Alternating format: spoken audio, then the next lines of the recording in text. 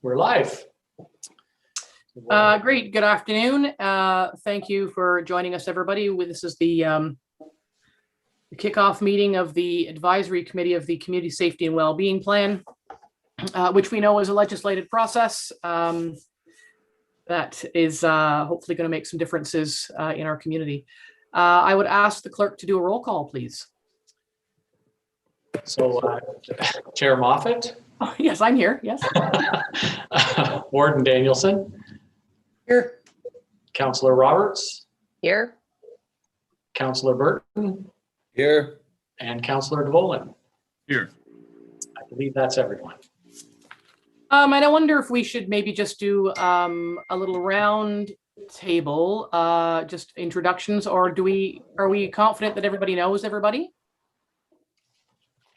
What do you think? Danny, you met everybody, haven't you? Most everybody, yes. Okay, well then we can maybe get to know each other as we go forward. So you just shared your screen and now I lost all the people. May I have a mover and a seconder for the adoption of the agenda? So move. Councillor Burton and Warden Danielson. Moved by Councillor Burton, seconded by Warden Danielson. Be it resolved that the Haliburton County Community Safety and Wellbeing Plan Steering Committee agenda be approved. All in favor? That's carried. Thank you. It's funny because there's so many faces, the hands are all over the place, so it's a little unusual. Are there any disclosures of pecuniary interest today? Seeing none, there are no previous minutes to adopt and no business arising as this is the first meeting. So I will hand the meeting over to Strategy Corps and take us through the slide deck. All right, thank you. I think, Madam Chair, I think you actually were on the right track when you suggested that we need to do some introductions, because we certainly don't know your team, and I know that we haven't had a chance to introduce you to all of our folks. So I can just begin by saying my name's John Matheson, and I'm a partner at Strategy Corp and engagement principal. It's certainly very nice to be back doing stuff in Haliburton again. I know several of you from there, but perhaps I can just turn it over to my team. They can do their own introductions, and perhaps I can start first with Matt, and then we can go to Lauren and then Rima. So Matt. Thanks, John. Good afternoon, everyone. And it's nice to meet you. Matt Turgian, as John mentioned, I was a police officer, former chief of police in Waterloo Region, former deputy minister, deputy solicitor general at the Ministry of Community Safety and Correctional Services at the time, and now senior advisor with Strategy Corp. So it's a pleasure to meet all of you. Thanks, Matt. Hi, my name is Lauren Wyman. I am a manager in Strategy Corp's municipal practice as well as management consulting practice. I have been doing some work with the Windsor Community Wellbeing and Safety and Wellbeing Planning Group. Although I haven't done work with the county directly, many of my colleagues have, and I'm really excited to work with you all today. Thanks, Lauren. My name is Rima Bazzi. I'm a senior consultant at Strategy Corp. I have not had the pleasure of working with you all before, but I do have significant experience working on the front line with communities and developing services that are wraparound to ensure that no one falls through the cracks of service delivery. So I'm very much looking forward to working with you all today and into the next few months here on this. And it would probably make some sense if you just wanted to introduce yourselves to us so we can make sure everybody understands who's who. Sure. Madam Warden, you're the top of the heap. Maybe you can start. Okay. I'm Liz Danielson. I'm the Deputy Mayor of Algonquin Highlands and the Warden for the county.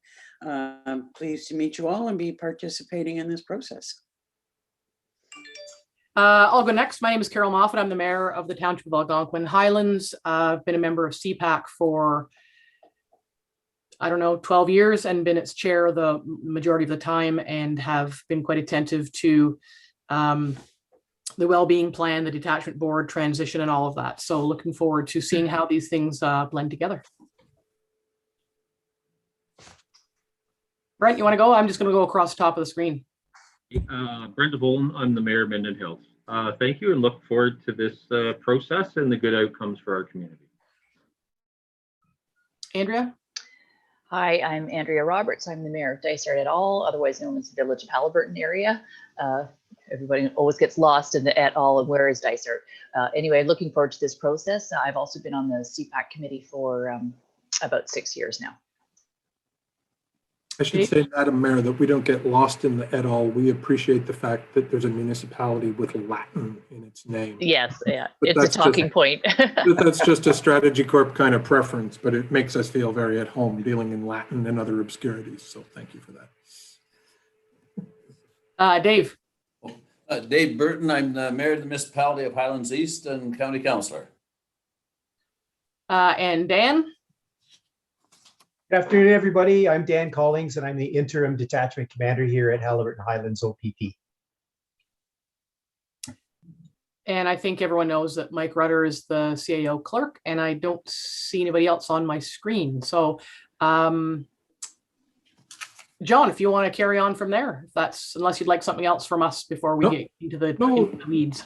No, that's great. And what I'll do is I'll put it over to Lauren, who I think was going to drive the slides. And we've got a bit of an interactive program that's sort of set up to hear from you and give you a chance to hear from us. So Lauren, why don't you kick it off and we can go from there. Yeah, absolutely.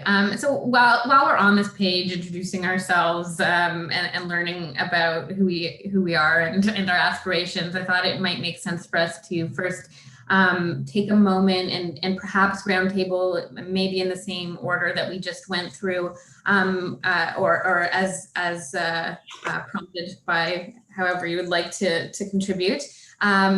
We're wondering just if we can talk a little bit about expectations for this project. We understand the overall objectives and what was asked for in your RFP, but we would really love to hear from you all on what success looks like from your perspective, as well as any particular issues that need to be top of mind for us as we do this work with you.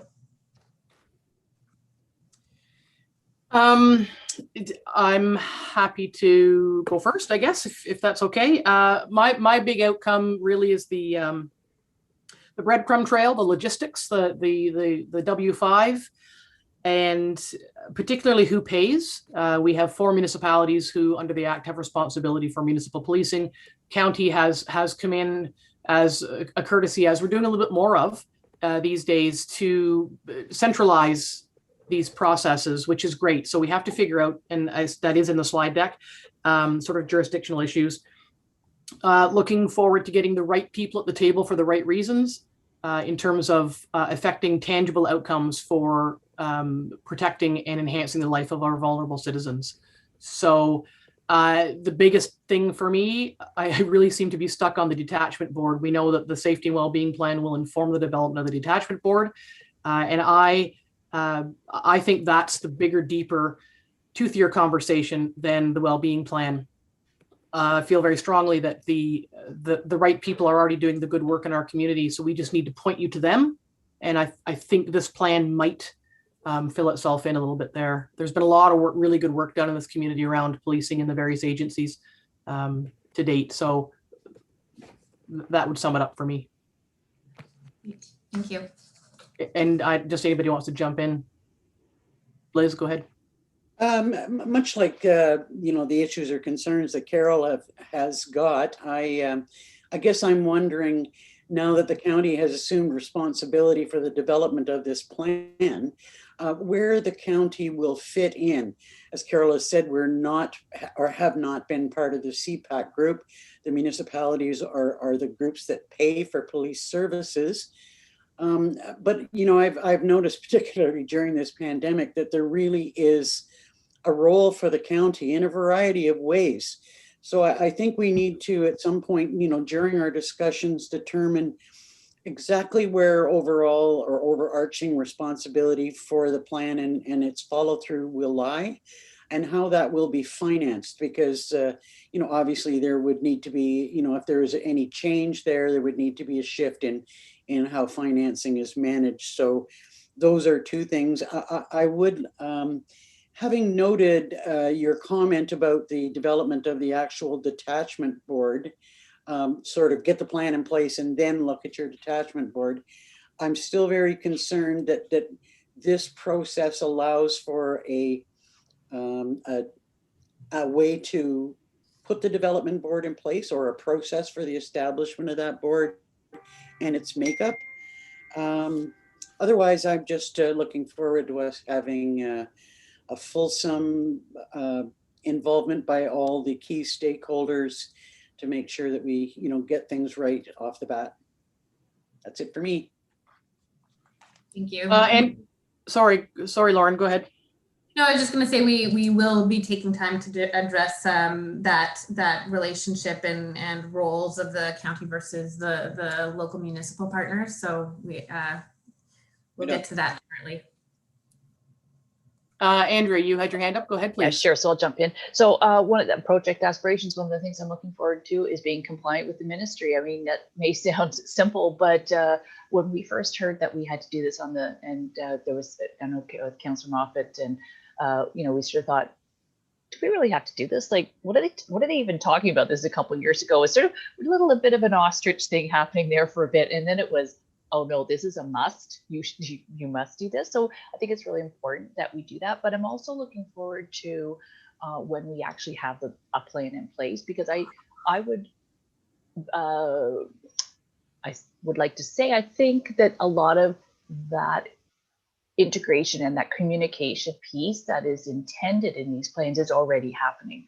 I had to deal with the detachment commander on a situation last summer, and that was happening in Dysart, and there was some mental health in the call, and this and that. It's happening, but we need to have that formal plan to check that box with the ministry that it's happening and have all that in place. So I just want to highlight that I think a lot is already happening in Haliburton County.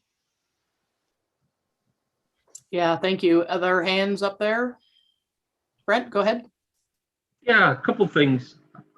We have good people in a lot of areas doing things in our community, and I commend them. But CPAC,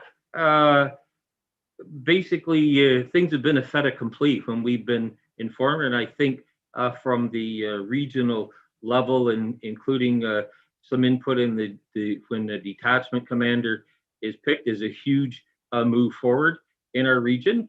I also sit on the poverty reduction roundtable for the city of Kawartha Lakes and Haliburton County, and there's a lot of jurisdiction that under this new framework will be drawn into that. And what I think it does, this has the potential, both from policing and mental health and a bunch of other things, to remove a bunch of these silos, that the players are at the table collectively, which I think is a huge advantage. And the other part of it is,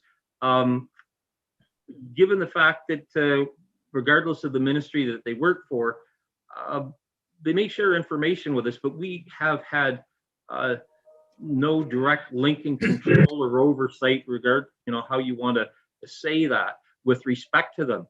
And I'm excited about that. I am perplexed, as I have been since I saw this legislation, is that you have a body that is going to have oversight, and specifically the municipalities and through the county in this, but we're going to have an awful lot of people around the table and stakeholders that aren't paid by us. And I'm really looking forward to the nuances of the rules in the solid versus the dotted lines with directives and authorities that will flow out the other side of this new construct when we're done. So I think this has great potential to build on some good things already within our community. So I am definitely looking forward to what comes out the other side. Thank you. Dave? Thanks, Carol. All the above. How was that? It's kind of hard being last, but I think for me is, of course, who pays. Carol hit that one dead on, but the policing is the board and how it's rolled out is going to be quite important to me. Yeah, and just before I tip to Dan, I want to just clarify too that I think it goes without saying, based on what certainly Brent has just said, is this is a good thing, and good things will come from this. And when we will say many, many, many times who pays, it's not that municipalities don't want to pay. It's what will that burden look like in advance of budget cycles, or in complementary of budget cycles. So those I guess stopgaps need to be built into that, just so that they can be planned for to serve the community the way it needs and deserves to be served, reflective of this legislation. Dan, what say ye if on behalf of the OPP? What are you looking for? Well said, everybody. To begin with, I'm really impressed. Kind of excited about all this. It's all new for me, and I'm glad to be involved right from the start, right from the ground level. What I see this as is an opportunity for everybody to formalize the community mobilization and engagement that's already been happening to many extents all over the county of Haliburton. So I agree, we have lots of fantastic resources in place and some really good people out there. This will just be a formalized way of addressing the concerns for the community and the issues for the community, and who best to look after them. Thank you. I'll turn it back to you, Lauren. Great, thank you so much. So before we move forward, John or Matt, anything that you wanted to add or ask?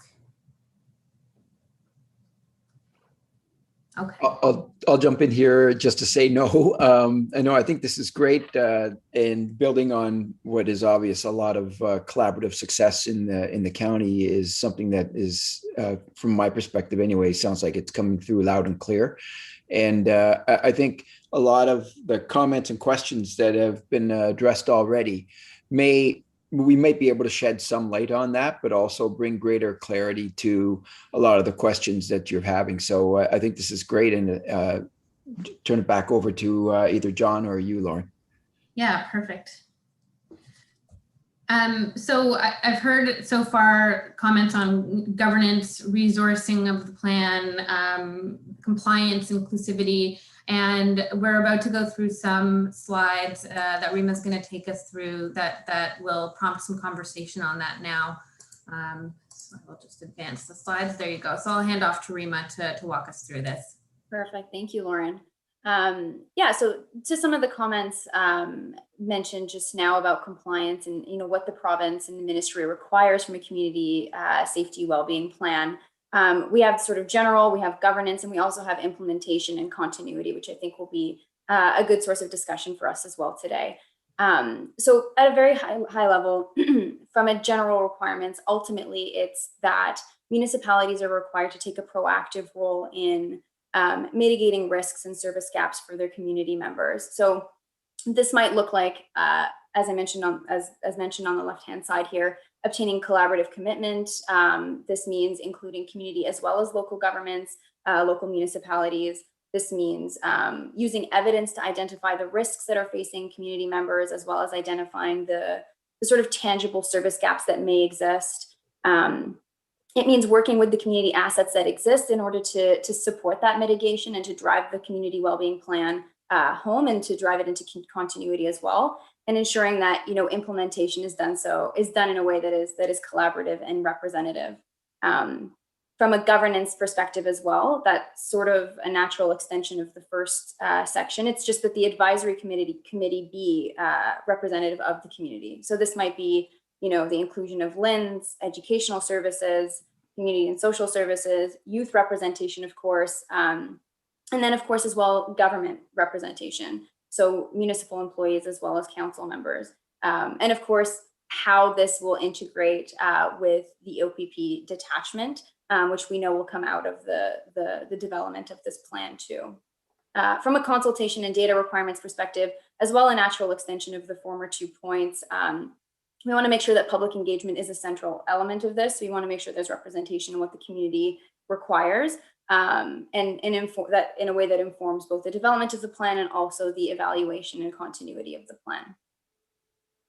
when we're thinking about the implementation and monitoring of the plan, one of the key areas we want to talk about is the collaboration. So we want to get a sense of how municipalities are working together right now, how county-wide participation can be facilitated from an implementation perspective. Because obviously, you know, the County of Haliburton has taken sort of the lead on this and is driving this, but we want to make sure that there is, as mentioned in the sort of general and governance requirements, that there is that representation. So I'll pause there, but I'll pose a question to everyone here and see sort of how everyone is working together at this point. How can this be improved? What do we imagine, and how do we imagine this moving forward from a collaborative perspective? Anybody have any thoughts they'd like to share on that? Liz, go ahead. Just in a general way, you know, I would think that there are examples where the foreign municipalities and the county work extremely well together, or in certain circumstances, one municipality will work with another. You know, it kind of switches around. And I think that there's been, for a number of years now, a focus for us to try and go in that direction. And that I see that same process evolving here as well. In other areas, we're maybe not quite as good as we can, depending on the level of resources, the amount of resources that each municipality has, or how much we want to hold our own territory. But I don't see that as being an issue here, because we all have the same goal, and that's the health and safety of all of our residents. So I'm hoping that this is a really solid collaborative effort. Anybody else have any thoughts at this point? I would echo Liz's comments in terms of, I mean, the question in the blue box at the bottom. I think it's something, it is an important conversation to have, because we have the ability and the authority to shift it. We could delegate the authority up to the county, I guess, because it's going to, I always had this to John in the very first discussion, is somebody has to call the first meeting. Somebody has to send a bill out. So somebody has to be the administrator of all of this. And so if it's the county, it's going to end up being county IT staff to run the meetings, and it's going to be the CAO and the deputy clerk. And so that's sort of the milieu that I can't get my head around, which is probably nickel and diming at this point. But it does, to me, make sense almost to have it live at the county if that's where we're going, because we would go to CPAC meetings, the four of us, and much of the conversation was related to the issues that a well-being plan is meant to address, but we had no authority to do anything about them. And we could just wish and hope for better. The OPP has done a good job of roundtabling, but they're roundtabling in many, many, many different places instead of all in one. And we know that the Bancroft having been a part of the pilot project for these plans, they're quite happy with it. So I think if we can get over ourselves about the collaboration and kick it to the county, or whatever we decide is the best governance strategy, that will just make it a little more streamlined. I'm going to go to Andrea and then Brent. You're on mute.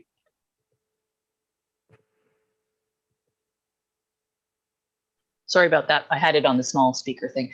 I think we have to, for the main reason that I see is that even though we're four municipalities, we have the same OPP, we have the same hospital, we have the same school system, one high school, we have the same mental health support systems. Like it absolutely makes sense to have it delegated at the county.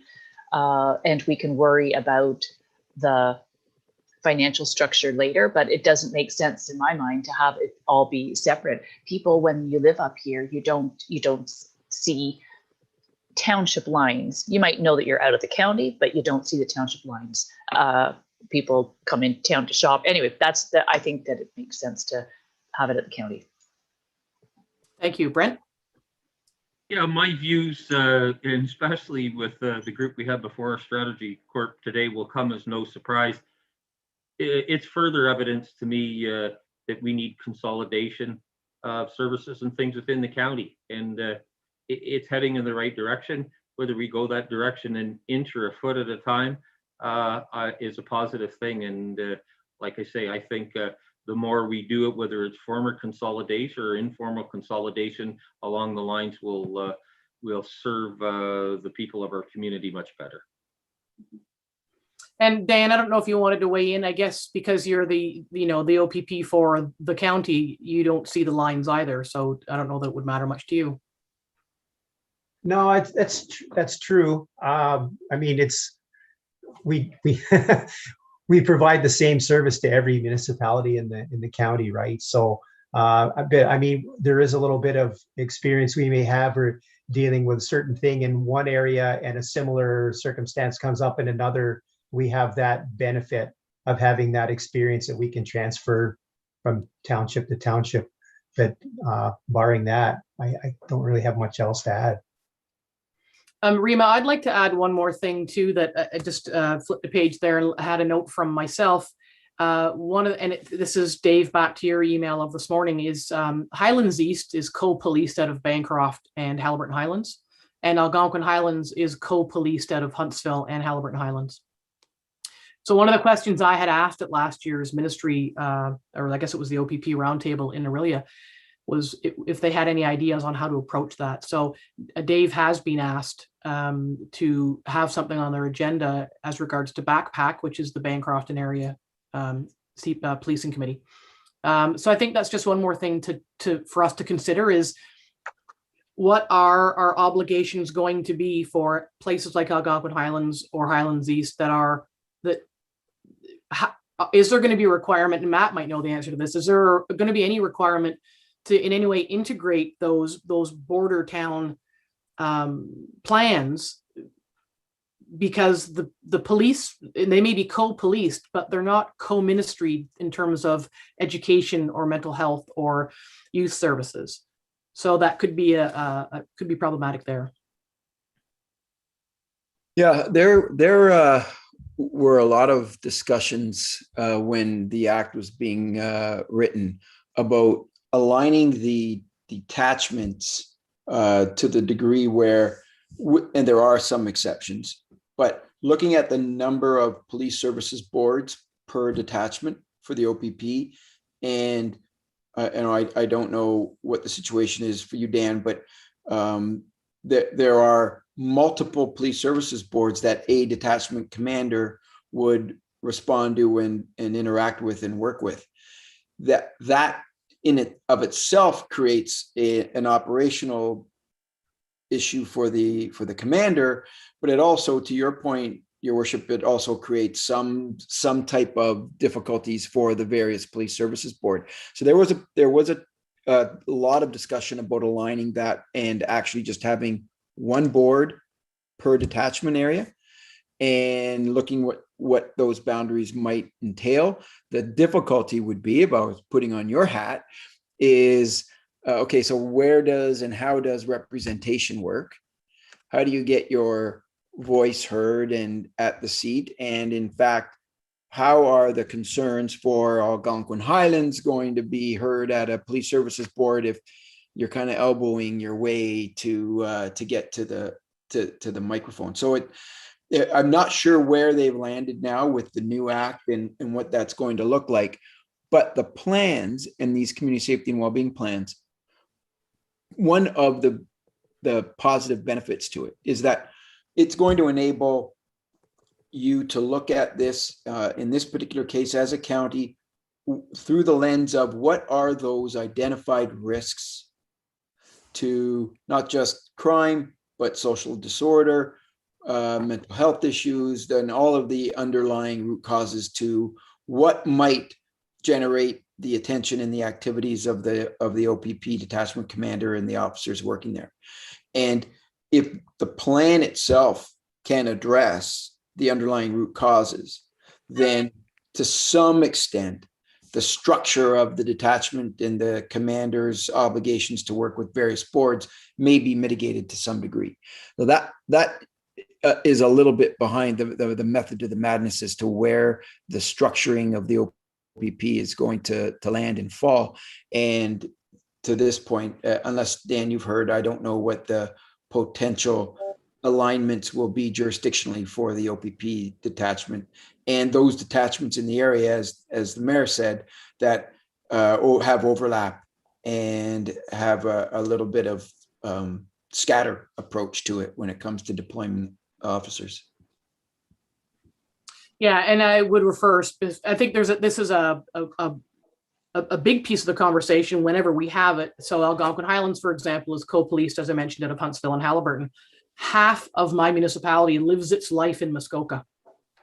And so in order to ensure that Haliburton Highlands tax-paying residents are captured in this plan for all the purposes the plan is going to exist, how do we integrate those service offerings across those borders into a different LIN, into a different health unit, into a entirely different set of ministry agencies? Is it going, the answer is probably no, but you're not going to make someone from Oxtongue Lake, which is all the way up at Algonquin Park, go to Peterborough when they can go to Huntsville. So we just need to have regard for how we do that. And I think it's the same over on Dave's side at Highlands East, is people just, they live their lives in a different neighborhood. So Dave, you're going to say? I was just going to say that with mine, certainly I have the 2 detachments, but I'm also have 2 regions I'm dealing with, which is a bit unique. Mm-hmm. So just for your note taking, I guess just some complications. We don't want anyone to fall through the cracks in terms of those jurisdictional, like the Haliburton Highlands OPP doesn't even patrol half my township. That's an arrangement. I think it's a handshake deal from 1990 something, but the Huntsville detachment patrols half of my township. So just a couple of things like that that could become problematic later on. All of our agencies who are already working well together, sort of going to the same mothership, they'll all be fine. If I could just ask a question, and I just want to make sure I have it right. So the Huntsville detachment polices part of Algonquin Highlands, and then the other half is policed by the detachment led by Dan. Is that correct? Yep. When I have an inquiry of the police that is Dorset or North, I email my inquiry to both detachment commanders, because I never know who might have the answer. And I would imagine, I'll ask this, and it's not an accusatory, it's just curiosity more than anything else. Like, so where is the Huntsville detachment commander right now? Why isn't that person also part of this?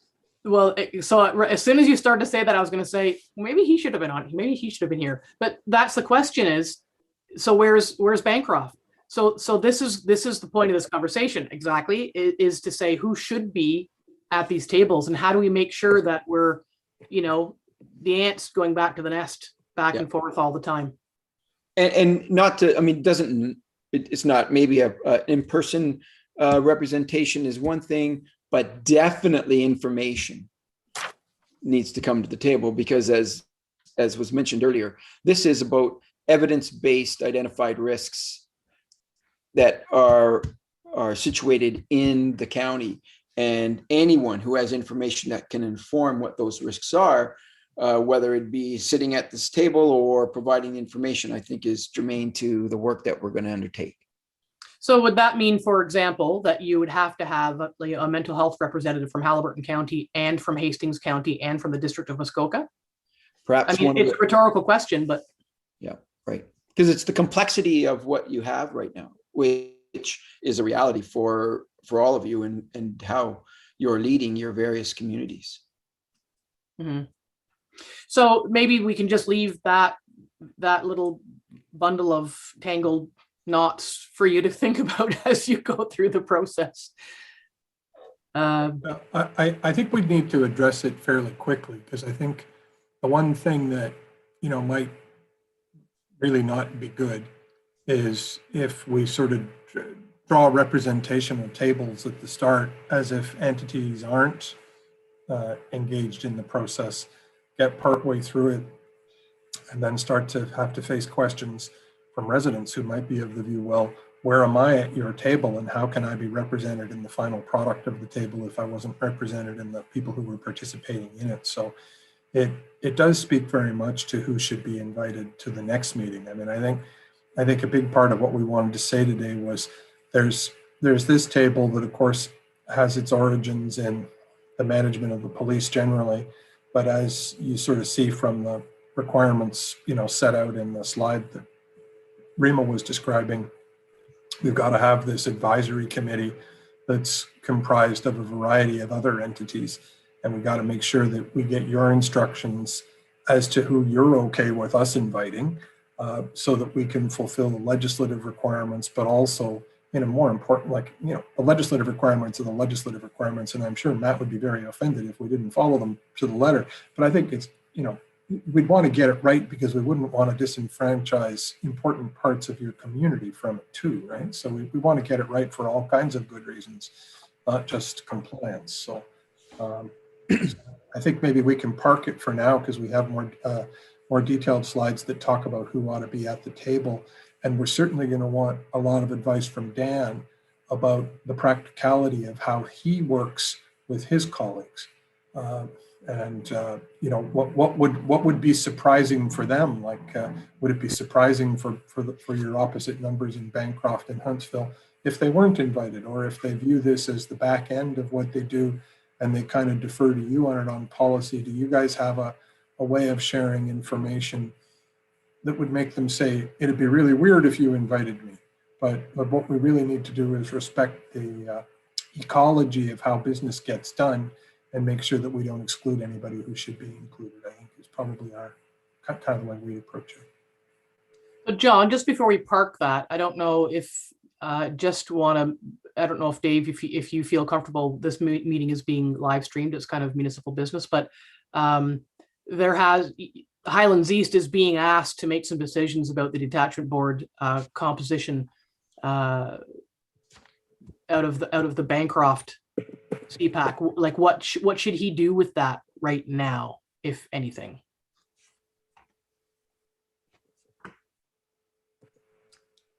I don't know if Matt would know, or You're asking about the composition of CPAC or the police service board? So Mayor Dave Burton is the mayor of Highlands East, and he's on the east side. He's co-policed. So the Bancroft because it was part of the pilot project for well-being plans, they're miles ahead of us, and it's going well. Right. So they're already getting organized on the composition of their detachment board.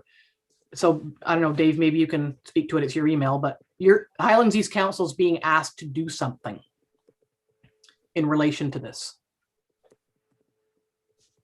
And Carol, I'm not sure what the ask is. I do not sit on that police board. I just forwarded you that for information.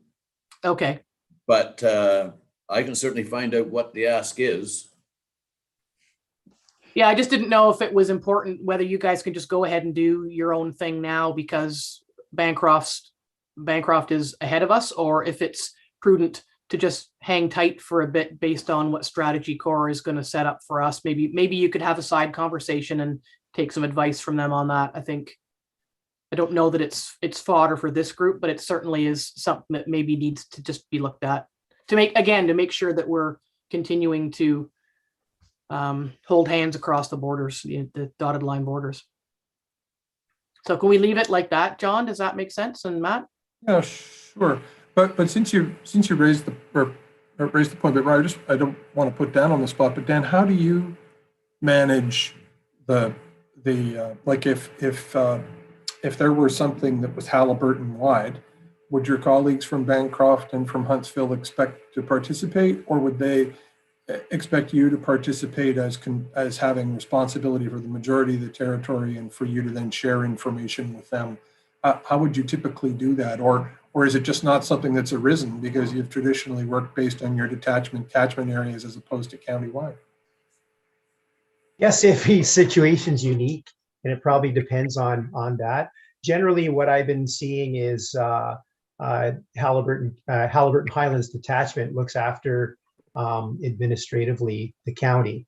If there was something contentious that involved the part of Halliburton County, say near Dorset or over in Cardiff, then absolutely we would be reaching out to our counterparts next door.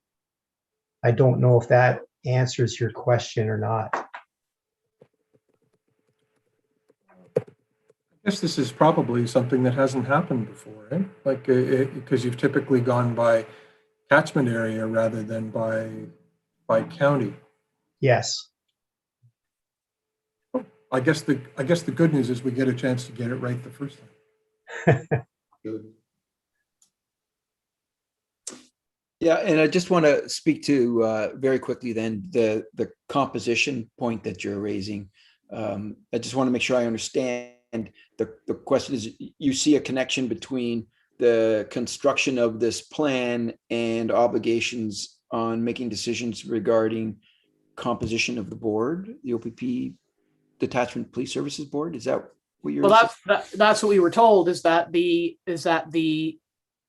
each plan will be designed by a community, as we're going to do, based on its needs, and then its needs will then should inform the development of the composition of the board, because you want to get the right people on the detachment board to work hand in glove with the plan and the community to do the thing.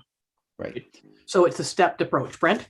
And Matt, to go back to an earlier conversation or comment that you had about when the legislation was been envisioned, you know, Halliburton County is a construct with a specific geographical barrier, and health, education, almost any of these other construct, they're geographical, they just don't line up. Almost nothing lines up.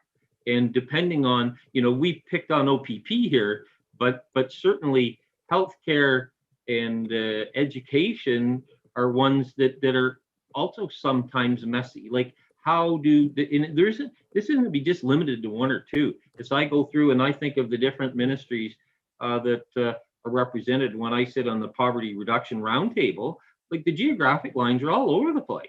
Right. And what you've already put before us here, I can think of at least a half a dozen complications, and I'm sure we're going to find more of them. So it gets back to a philosophical, when there are multiple jurisdictions within that outline of the county, do you formally, with each one of them, have a seat and representation? Is it, as Dan says, kind of a liaison?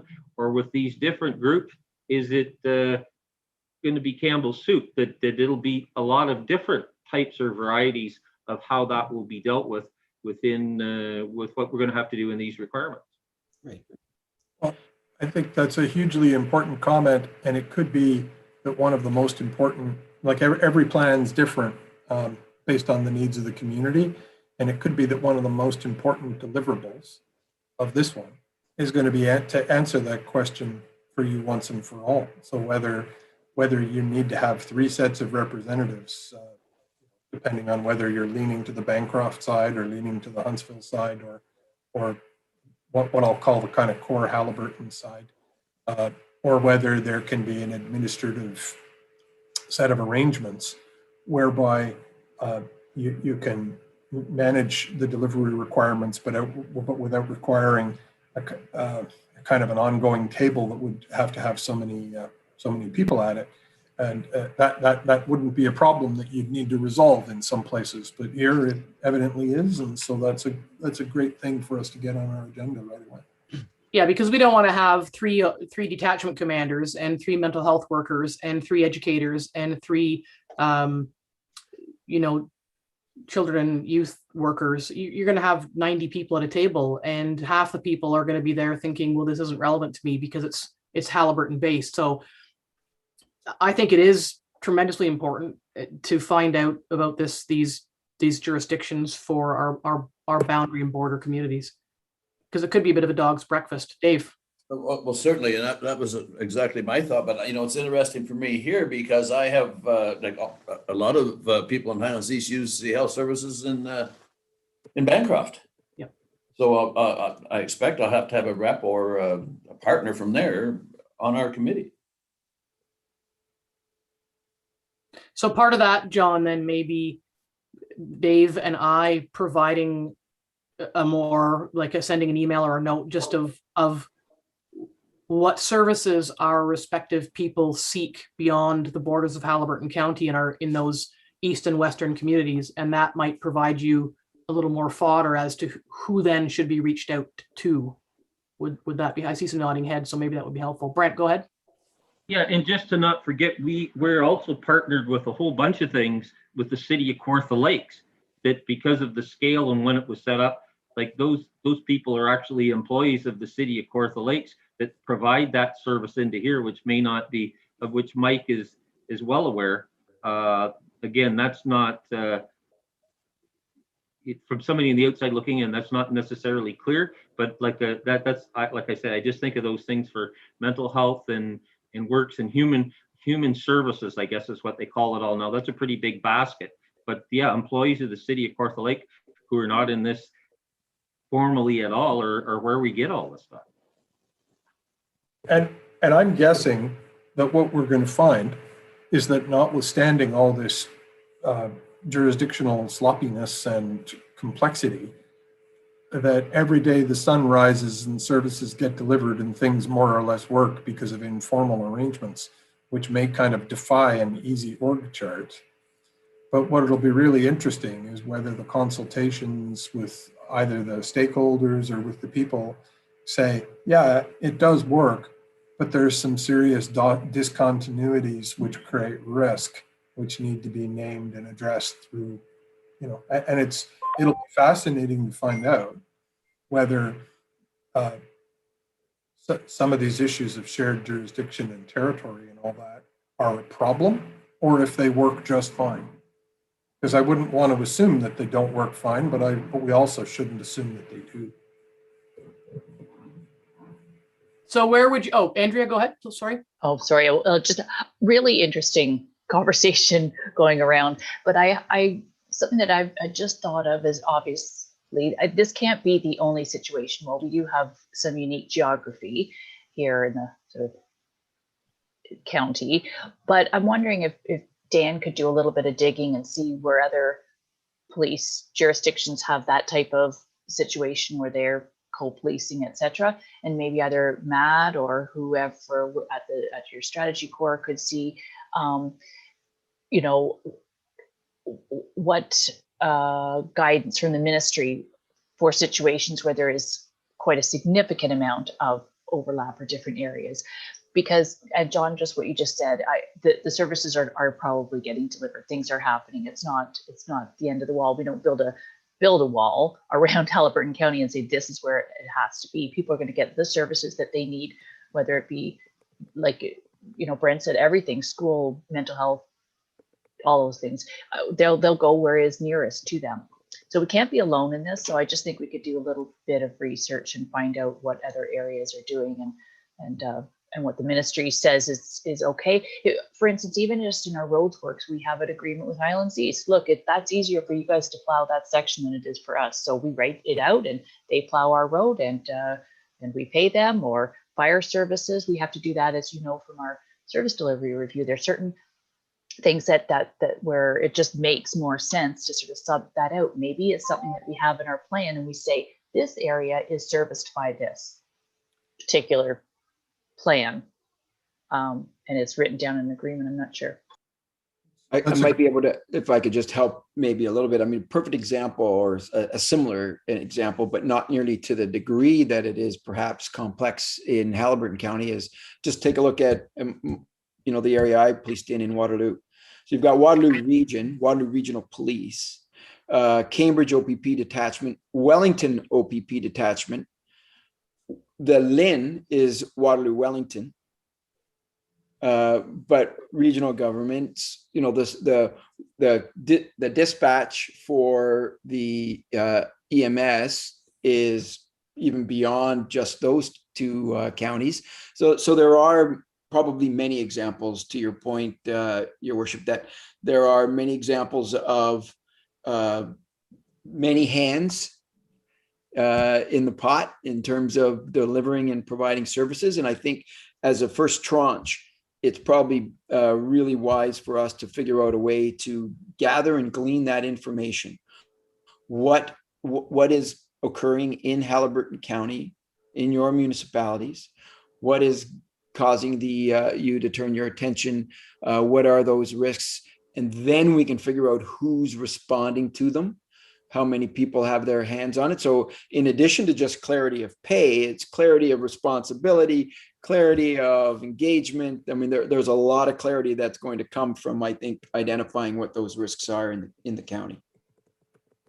So can we leave it with you guys then, that we've just sort of dumped this all on you? There's some complexities and some exciting challenges there. And then if you need anything for example, from myself or Dave as regards the Bancroft Highlands East or Huntsville Algonquin Highlands relationships, that you would ask us for that, and then we'll just leave that with you to figure out what your approach is going to be on that.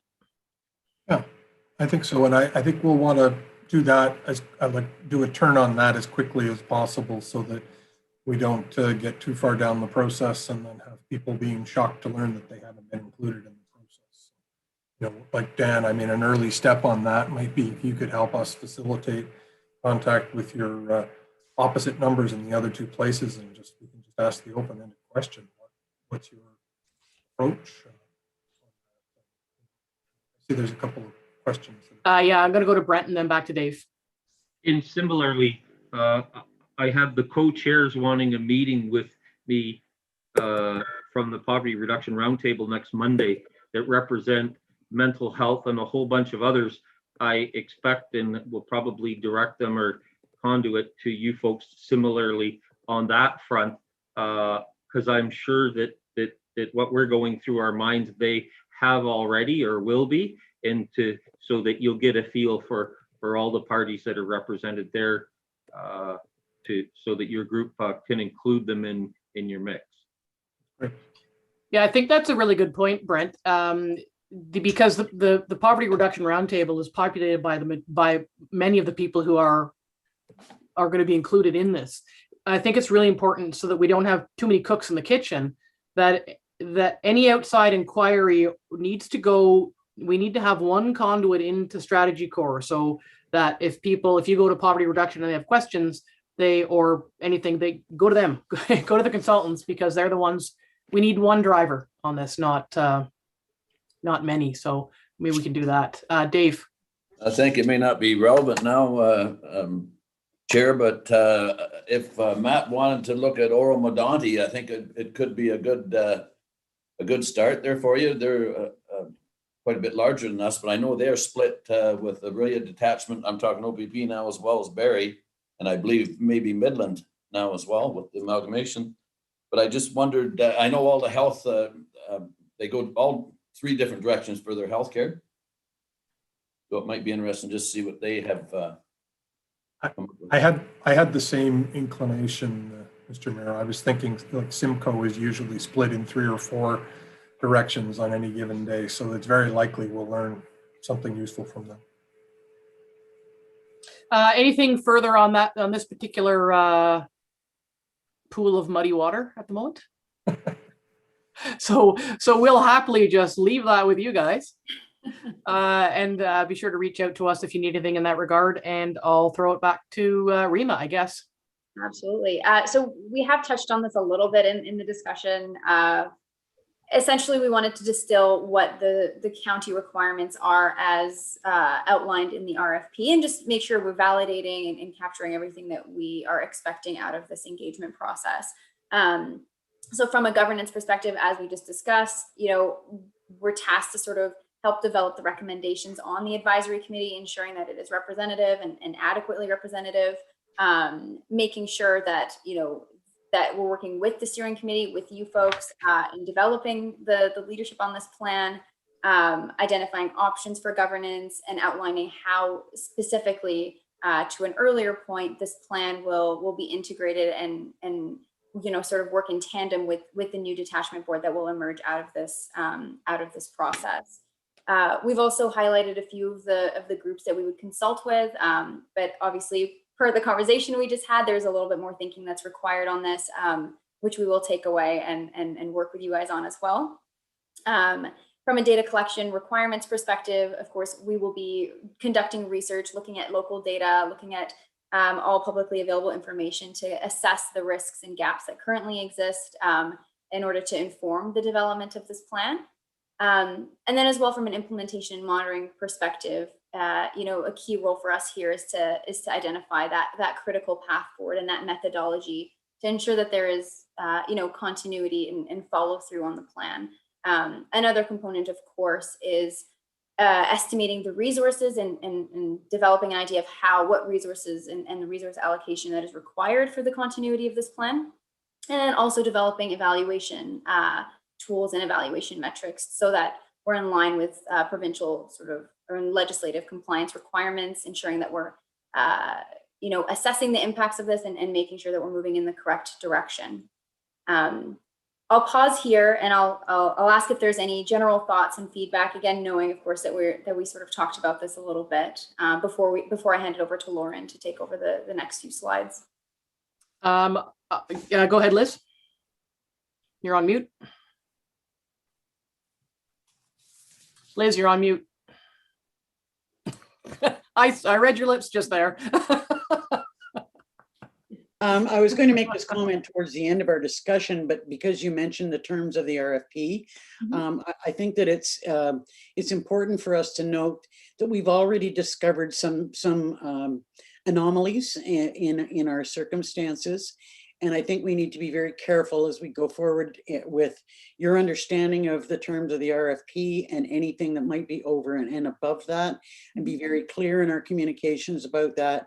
Obviously, a lot of it's going to be important to us, but we'll, if we're going to go outside the borders of the amount of money invested, then we need to work that out. So just to be, we want to keep that open communication going and not find out that we didn't get a product that we were looking for because we didn't talk about this at some point in time.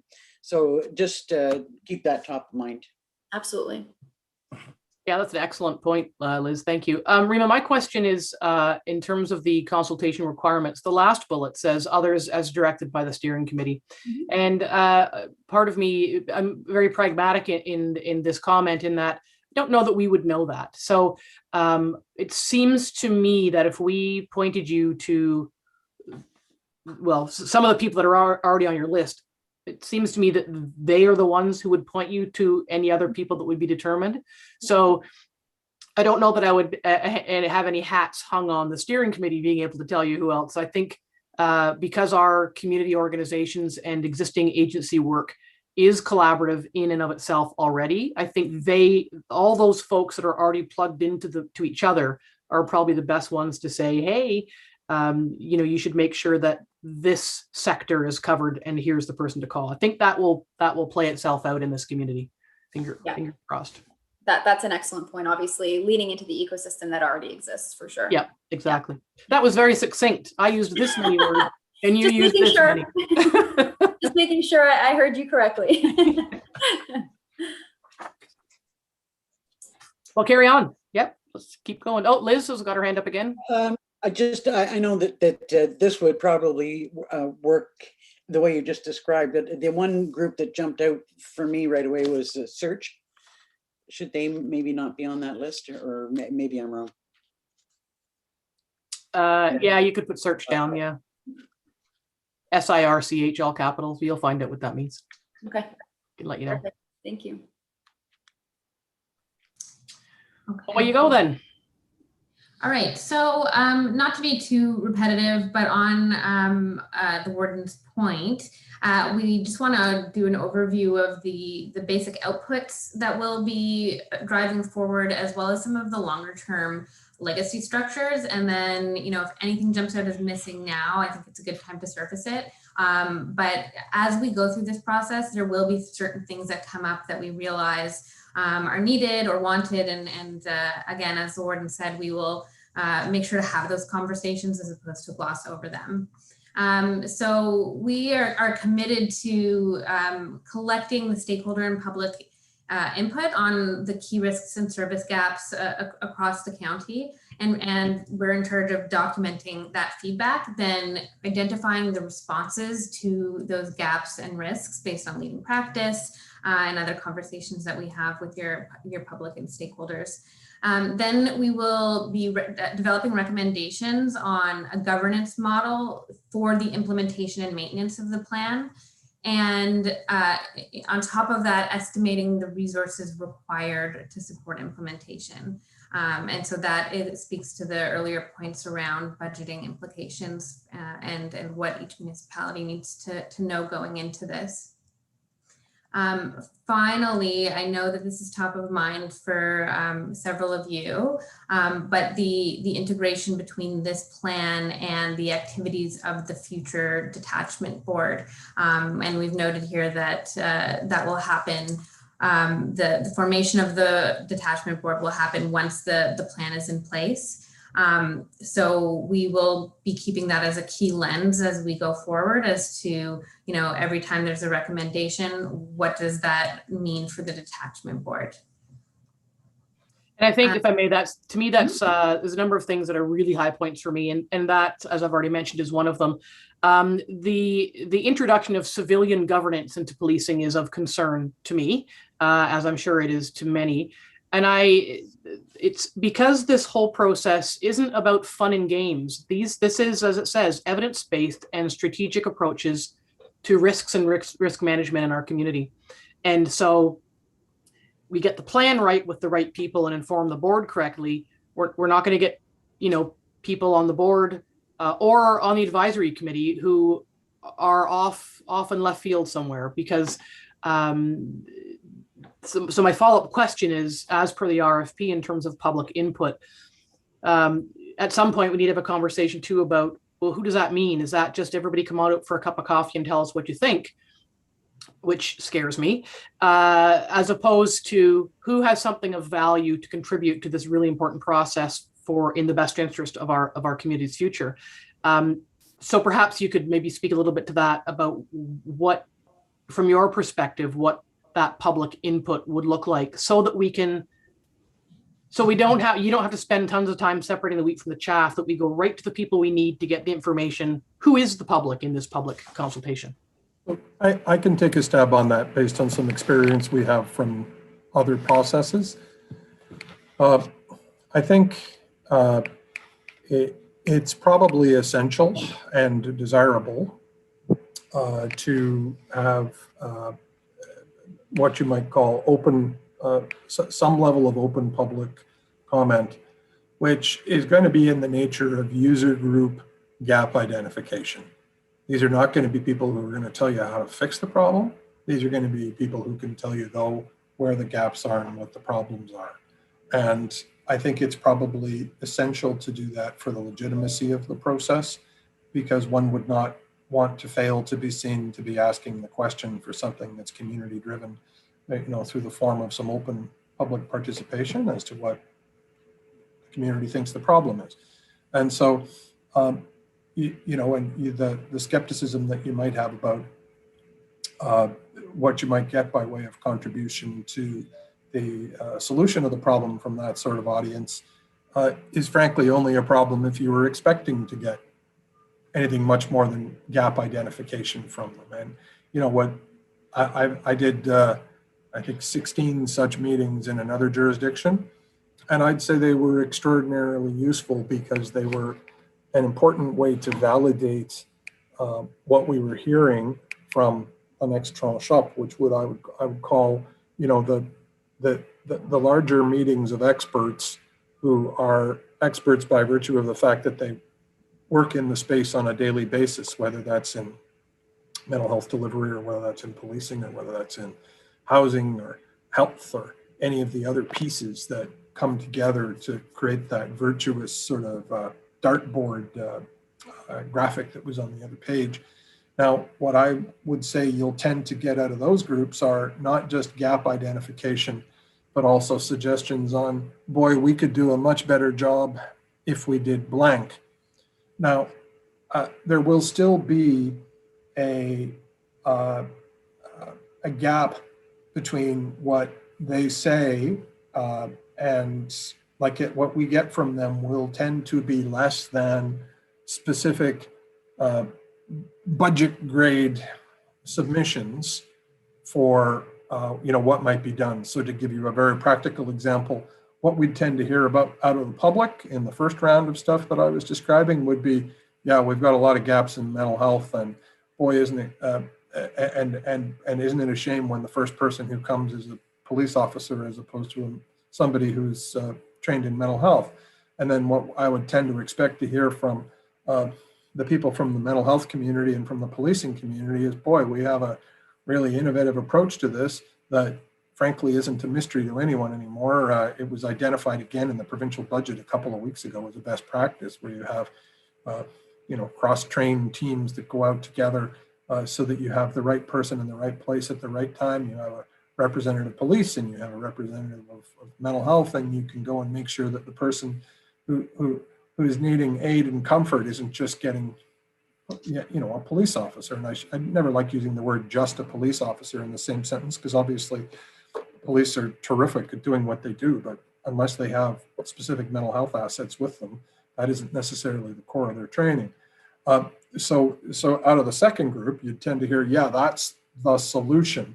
But, we invite 60 different groups to a 3-hour meeting and break them into 4 or 5 groups so that they're not too large, and do a collection exercise of what their various recommendations are. We will tend to get a broad set of recommendations about what the gaps are and what are best practices for dealing with them. They will not show up with, and that would cost $327,000 grade kind of recommendations, because they won't show up with that, because until it's real that there might be some political will to take that step, they're not going to do the pricing and the modeling. So that in my experience, that's what you get from the 2 types of recommendation. And so there may be a bit of a gap in terms of the estimating of the resources required to fill the gaps, but there will be evidence-based responses and strategies to fill the gaps, but they will fall short of specific budget level proposals, if you will. But I think the whole point about these is that, as you've correctly identified, what you want is these groups, and this is why we talk about legacy structures. We don't mean legacy as in, boy, you inherited them and isn't that bad. We mean legacy in the sense of, what's the legacy of doing one of these community and safety and well-being plans? And if you can create a new permanent multidisciplinary habit of people who get together that grow out of the relationship that's established during this process, if you can create a culture of ongoing reporting and a scorecard that will allow you to track how it's going. And the third part that's really important is create a method for the ongoing expanding the data sharing. Because right now you no doubt got lots of data, but you probably don't have lots of data sharing, because all that data is well bunkered and protected by legislation that's designed to bunker it and protect it.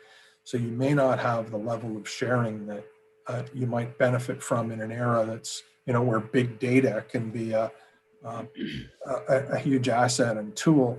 So what we have found is that if you can create those 3 things, then what you have is an ongoing set of tools to inform the kinds of budget conversations that you need to have in order to say, okay, well, these aren't the people who are going to make the decisions, because that would be you and your councils and your capacity as your councils.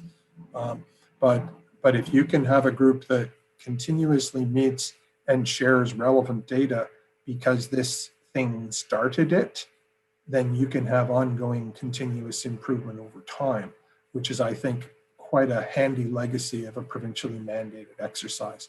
Sorry for the lengthy answer to your question, but you basically asked the very essence of what this report can get for you. And that's my best attempt to answer it for you. But I don't think that what you just asked is a question. I think it's kind of the question. Methodologically, what does this actually get for you? Yeah, so if I'm hearing correctly, then the public input is not a community-wide invitation for anybody who's got something to say to weigh in. This is a targeted and specific series of interviews and inquiries to certain persons for certain purposes, as opposed to come on out for a free coffee and tell us what you think about all of these agencies and the work they do. Well, I don't know, Madam Mayor. I mean, if you want us to do a series of some of those open call meetings, I don't think it would be a bad choice, because the report might be criticized if we don't. I would just emphasize that what you're going to yield from it is validations of the gaps from the user group. I will also say, it doesn't matter how well we publicize it, you'll be surprised more by how few people attend than by how many. And of course, there won't be any coffee because it'll all be virtual.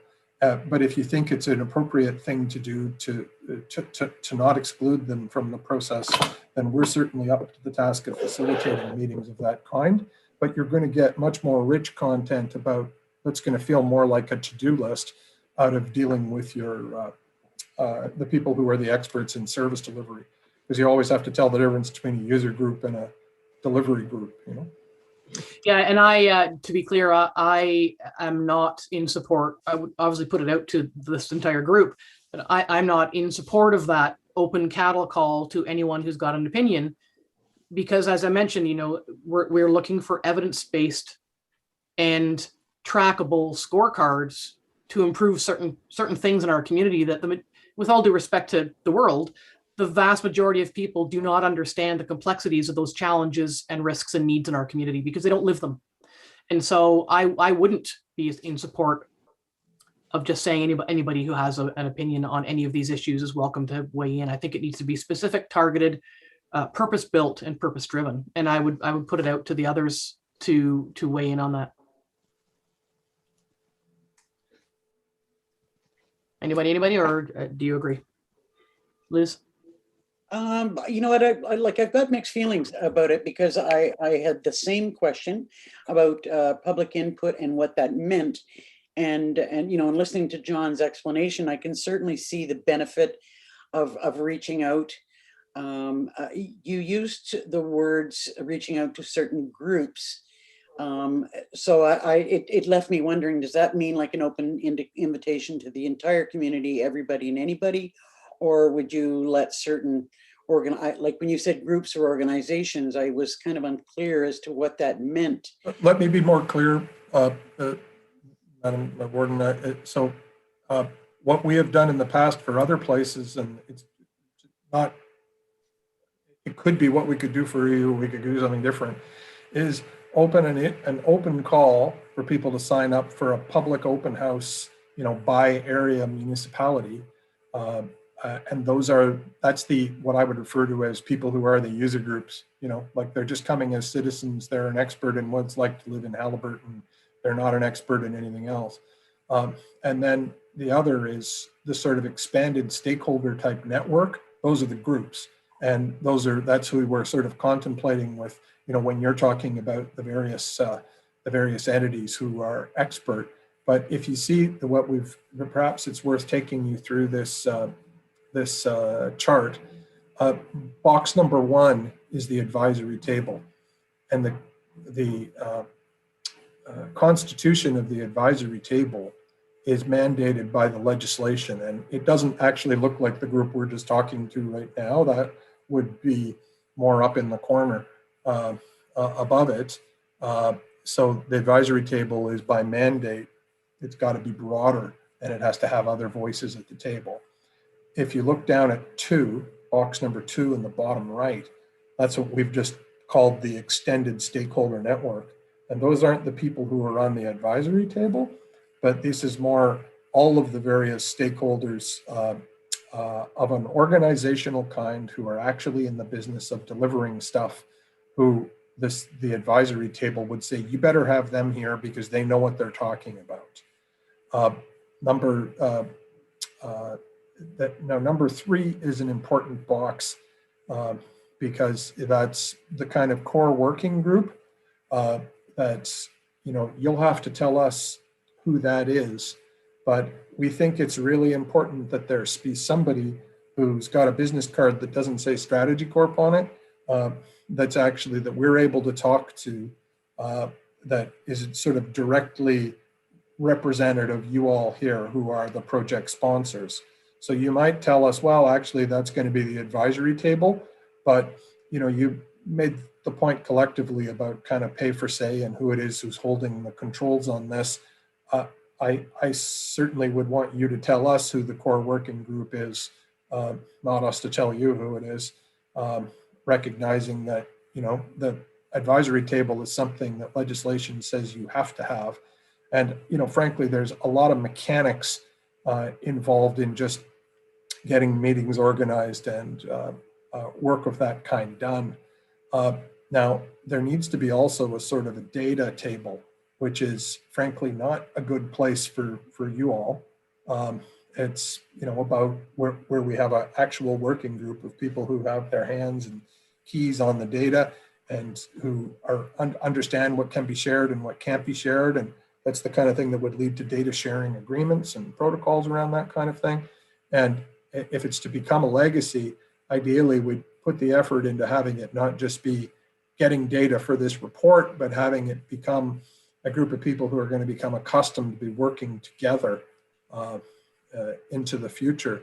Now, ultimately, we're going to have a report that's going to define the risks and the gaps, and that's going to come up to the ultimate decision makers and program funders.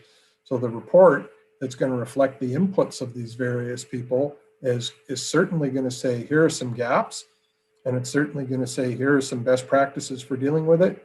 And depending on the quality of the participation that we get, it may go further to putting some quality estimates of price on it. Or if they don't participate to that level, it may not. But how far we get in 5 is going to depend directly on the quality of the participation that we manage to incent out of the people who are in, box 1 and box 2. Now, what you're really just describing is, do you want the box 6 stuff, the survey and the 4 public meetings? You can have that or not. If you're of the view that we'll get what we need out of the extended stakeholder network and that we don't really want the kind of user group experience for political reasons, then we can edit box 6 out of existence, or at least the left-hand side of it where it says survey and public meeting. We'd sort of assume 1 per. And that was really sort of out of the politeness of, we didn't want to steer you into a world where you'd be accused of not having had public meetings.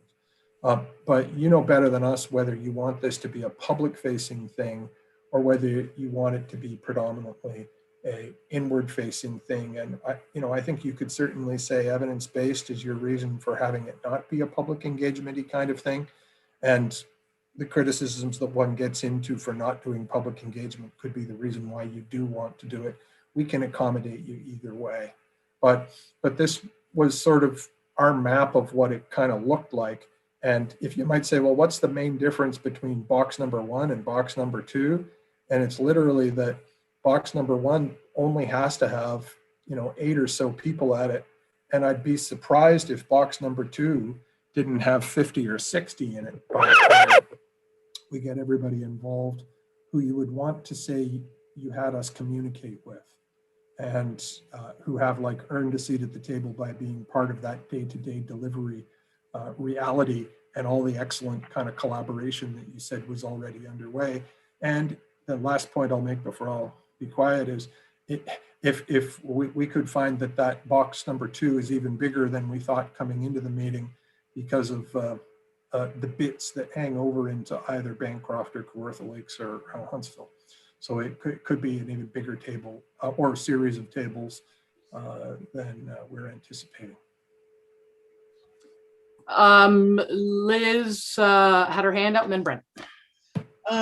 Just back to the issue of box number 6 and the public engagement. I take your point about the fact that when someone's asked to sign up, for a virtual meeting, it's the likelihood of those that do sign up are those that may have something that we do want to hear. It's one thing to go to a community hall and sit in the back row and grumble and have want to talk about the mistaking what's required to wanting to talk about whether the road was plowed or not, or something that's totally out of the realm of this. I think if you have to sign up and to speak directly to a group, that you might find it's a lot more targeted than just the average bear with a gripe. And that's, Liz, thank you. That's what I was trying to get at, is how do we differentiate between the people who have something helpful to offer to the process versus somebody who's going to say the fact that the plows in my driveway in the winter affects my well-being in the community. It's like, you're not at the right meeting. That's all I'm looking for, is let's get to the right people for the right reasons in the time we have, because we don't have a lot of time. So is there a way to further clarify what public input means so that we just don't have exactly what Liz has just described? It's in the editing. It's just because somebody says it doesn't mean we have to publish it. Brent.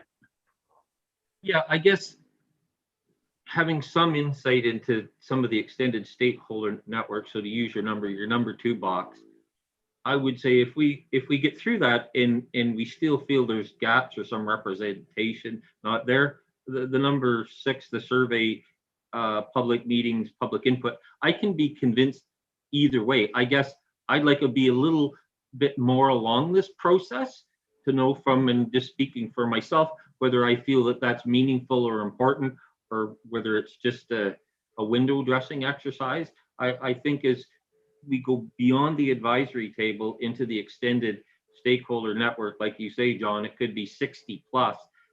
If there isn't, if there's anything left that we're not going to tease out of that bunch, so it may be a moot point, may not be necessary at all. John, is that something that we could number 6 sort of be a maybe if, or is there time for that? Oh, I think there's time for it. I just think it's useful to know what the to-do list is at the start of the project so you can preserve budget for it.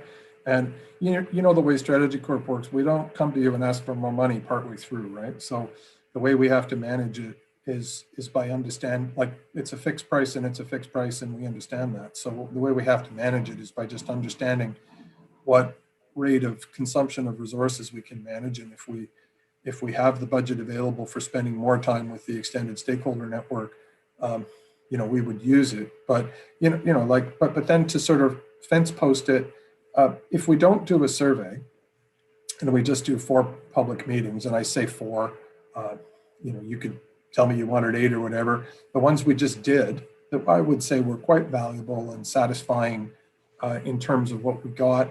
We spent sort of give or take 90 minutes or so on them. We did them digitally.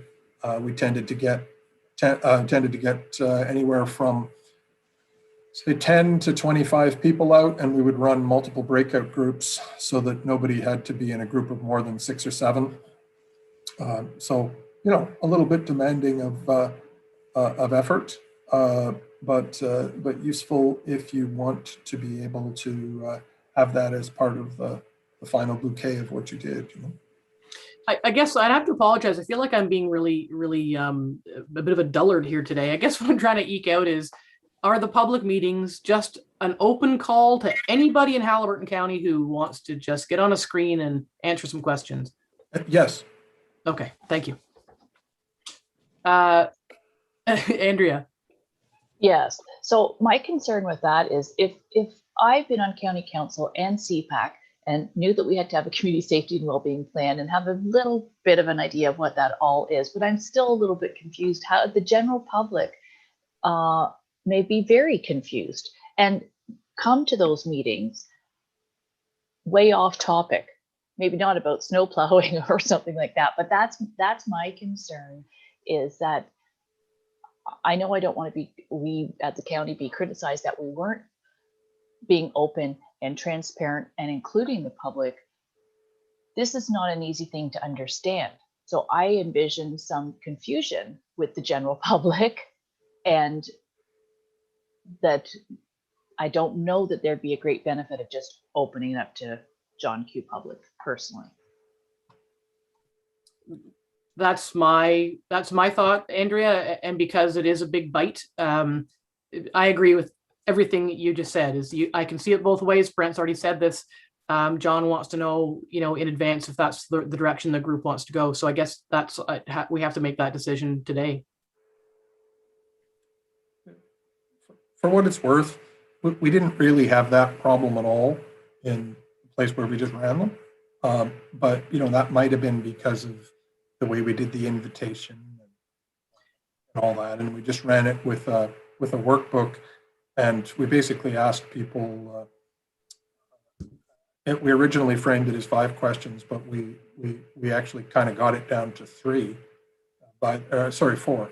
One was, what are the things in your community that tend to make you feel safe? And it was very interesting because when you then ask the second question, what is it that tends to make you feel unsafe? We tended to get a lot of validation about like some of the physicality of like urban built form. We tended to get a lot of stuff about, relationships with the police. We tended, but what was interesting though, and where I think there was some value, was there were very different views depending on one's ethnicity, for example, of whether being in a bucolic, homogeneous, old school Ontario community made you feel safe or at risk if you were, say, a hijabi wearing member of the Muslim community. And it was actually, I think, very valuable for the report to be able to say, yeah, the fact that everybody knows everybody makes some people feel really safe. It actually makes some people feel like they're not allowed to go there. And that was maybe something that they needed to hear. And I'm not sure we would have heard that out of the extended stakeholder network. And you never kind of know what it is you're going to hear until you hear it. I don't want to get into any more detail on what the value of those meetings was, but I can tell you that there wasn't anybody who showed up wanting to talk about snow plowing when the subject was actually, community safety and well-being. The other two questions were, anything particular that you learned during COVID, and overwhelmingly the learnings related to however big our gaps were on the mental health side of things, they got worse. The fourth was, so having due regard to everything you've been talking about, what would you see as your biggest priorities and things to fix? And perhaps the most interesting thing was what wasn't said. Almost nobody said stuff along the lines of, structurally, we don't trust our police force. Structurally, we've got real serious problems with, what you might consider the sort of the Minnesota issues that are dominating the American press right now. It gave us a much more nuanced, made in Ontario version of what the diversity issues are facing the fairness issues around policing. And to some degree, that was a bit of a relief, but just by virtue of what wasn't said. And there were some people who came with some fairly hard-hitting diversity agendas, but they actually didn't take so many pokes at our officers as they took at gaps in service around mental health and that kind of thing. Anyway, I don't want to be seen as an advocate for doing it, but I would just be, I'd give you some comfort that it certainly wasn't a waste of time that we had. Well, the way you've just explained it with the very specific questions makes way more sense. Then it's not, Mildred can't come and complain about the windrow at the end of the driveway. Again, we don't have a lot of time. We need to be getting right to the point. Liz. You know what, I honestly, I know I have not been involved in CPAC, and I'm really excited about taking part in this discussion. I really think we'd be shooting ourselves in the foot if we got rid of the left side of number 6. I truly do. And if we're targeting these questions are very targeted to the goals that we're looking towards, and would keep the discussion focused. I kind of like the sounds of it. I think we really should go ahead with that aspect of the work, or we'd be criticized heavily. Yeah, the targeted questions makes a big difference. I'm not sure if it was Brent or Andrea first. So Andrea, you're right in front of me, so you can go first. Well, I'll just say, if John had said the targeted questions first, we probably wouldn't have talked so long about this.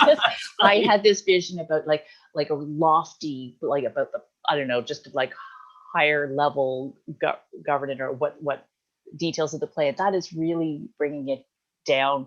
I really think, knowing that was the purpose of the public meetings, I would totally support that. Because we're in COVID, I don't, and it'll all be in this type of a format, a Zoom format. I think that probably 2 might suffice, like a 1 daytime one and a 1 maybe evening, if that's at all possible, or like 7 o'clock, not too late, but on a couple different dates if someone couldn't attend one of the other ones. But I don't know that we'd need 4. But anyway, yeah, those 5 simple questions, I think it's a great idea then. Mm-hmm. Of course, John's thinking, of course we'd organize it that way. That's what we do. Brent, go ahead. But there's, I mean, optics count because it's about legitimacy and process. And the more John talked about process, the more my confidence grows. And And like I say, the four meetings, you know, which are reflective of the geography. You're quite right. In a virtual time, the comment that we do it in some different time slots probably is more relevant. And if that frees some resources, that if we did a daytime and an evening one or a weekend, whatever it would be, that those resources could be used for other parts of this process as we go along. Yeah, the only other consideration is having people with similar experiences in similar places. So, you know, dividing it up by the area municipalities might make sense if it reflects, you know, that everybody has a somewhat shared experience. Halliburton's a very large place to be putting together people from the four corners of it because they might just have such a different experience. But look, that's a level of operational detail that I wouldn't normally want to trouble, frankly, a bunch of mayors with. Because that's the stuff that you can comfortably leave to us. I think but it kind of underscores the importance of box number 3 and the core working group and the people who we can appropriately bother with levels of detail at that. Because I mean, I think if this meeting's proven anything, you'll go nuts if we have to get direction from you about some of these levels of detail that, you know, are frankly too detail oriented for people who have to be running entire municipalities in a county. We can't be troubling you with this kind of operational stuff. John, who would be in a core working group? Because mayors don't run municipalities, CAOs do. So, well, I was being, you know, yeah, I know you don't, but you do too. So I think like what there would typically be is a couple of people for us to be able to liaise with at the staff level, and I don't know if the CAO has any ideas on how we can appropriately do that. But we need to sort of be able to make the trains run on time with somebody. You can't do that entirely from the outside. So are you asking Mr. Rudder that question, Mike? What are you've got a pretty clear dance card, don't you, these days? I mean, I can certainly lead that or be a point person. I have no issue with that. It's really providing information and contacts as much as anything. I've included our deputy clerk in this process as, you know, another person who can help me. We're getting a little short-staffed with some changes that we've had recently, but you know, from a strictly administrative point of view, we can provide that level of support. There's no question. Mr. Burton, and then back to Liz. Thank you, and probably through to John. With the public meetings, and I see you have possibly 4, we've discussed that. Would there be any advantage or benefit to break that down to the lower tiers if there are 4, have one in each lower tier? Yeah, that was what we envisaged.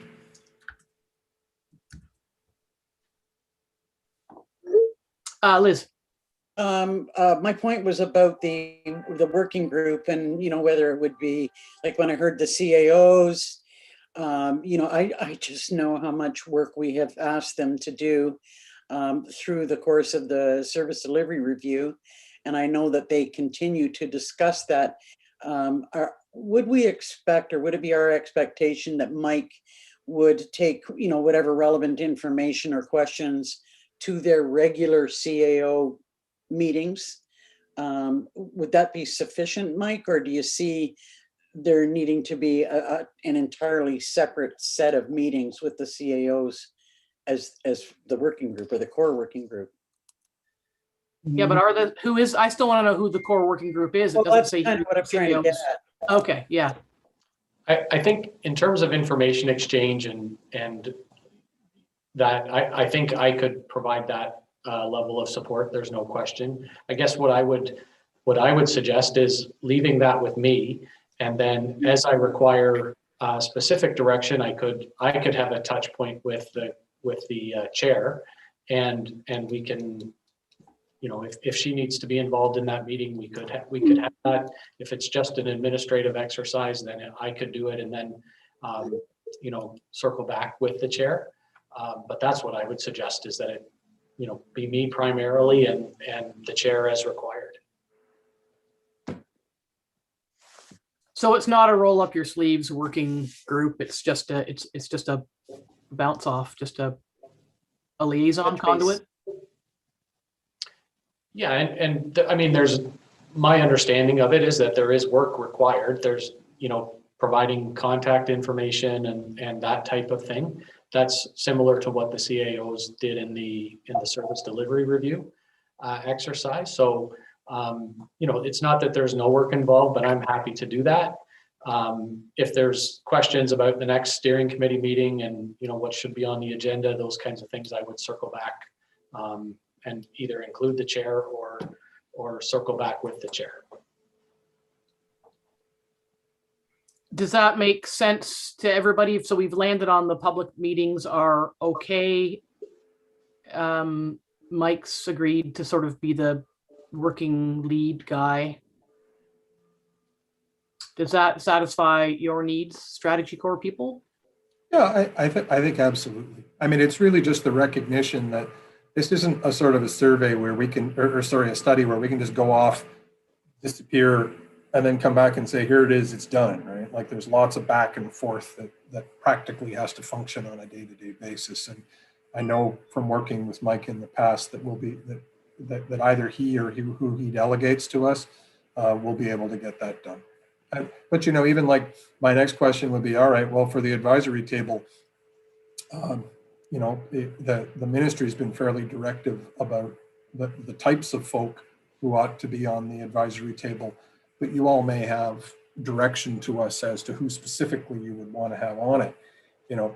There's going to be mechanics around getting the decision for who those folks, and this is box number one, ought to be, because these are the ones who, ideally, if you think about it, what you're really doing is you're making a huge investment that's going to keep going long after we're gone in breaking down silos. A couple of you mentioned that.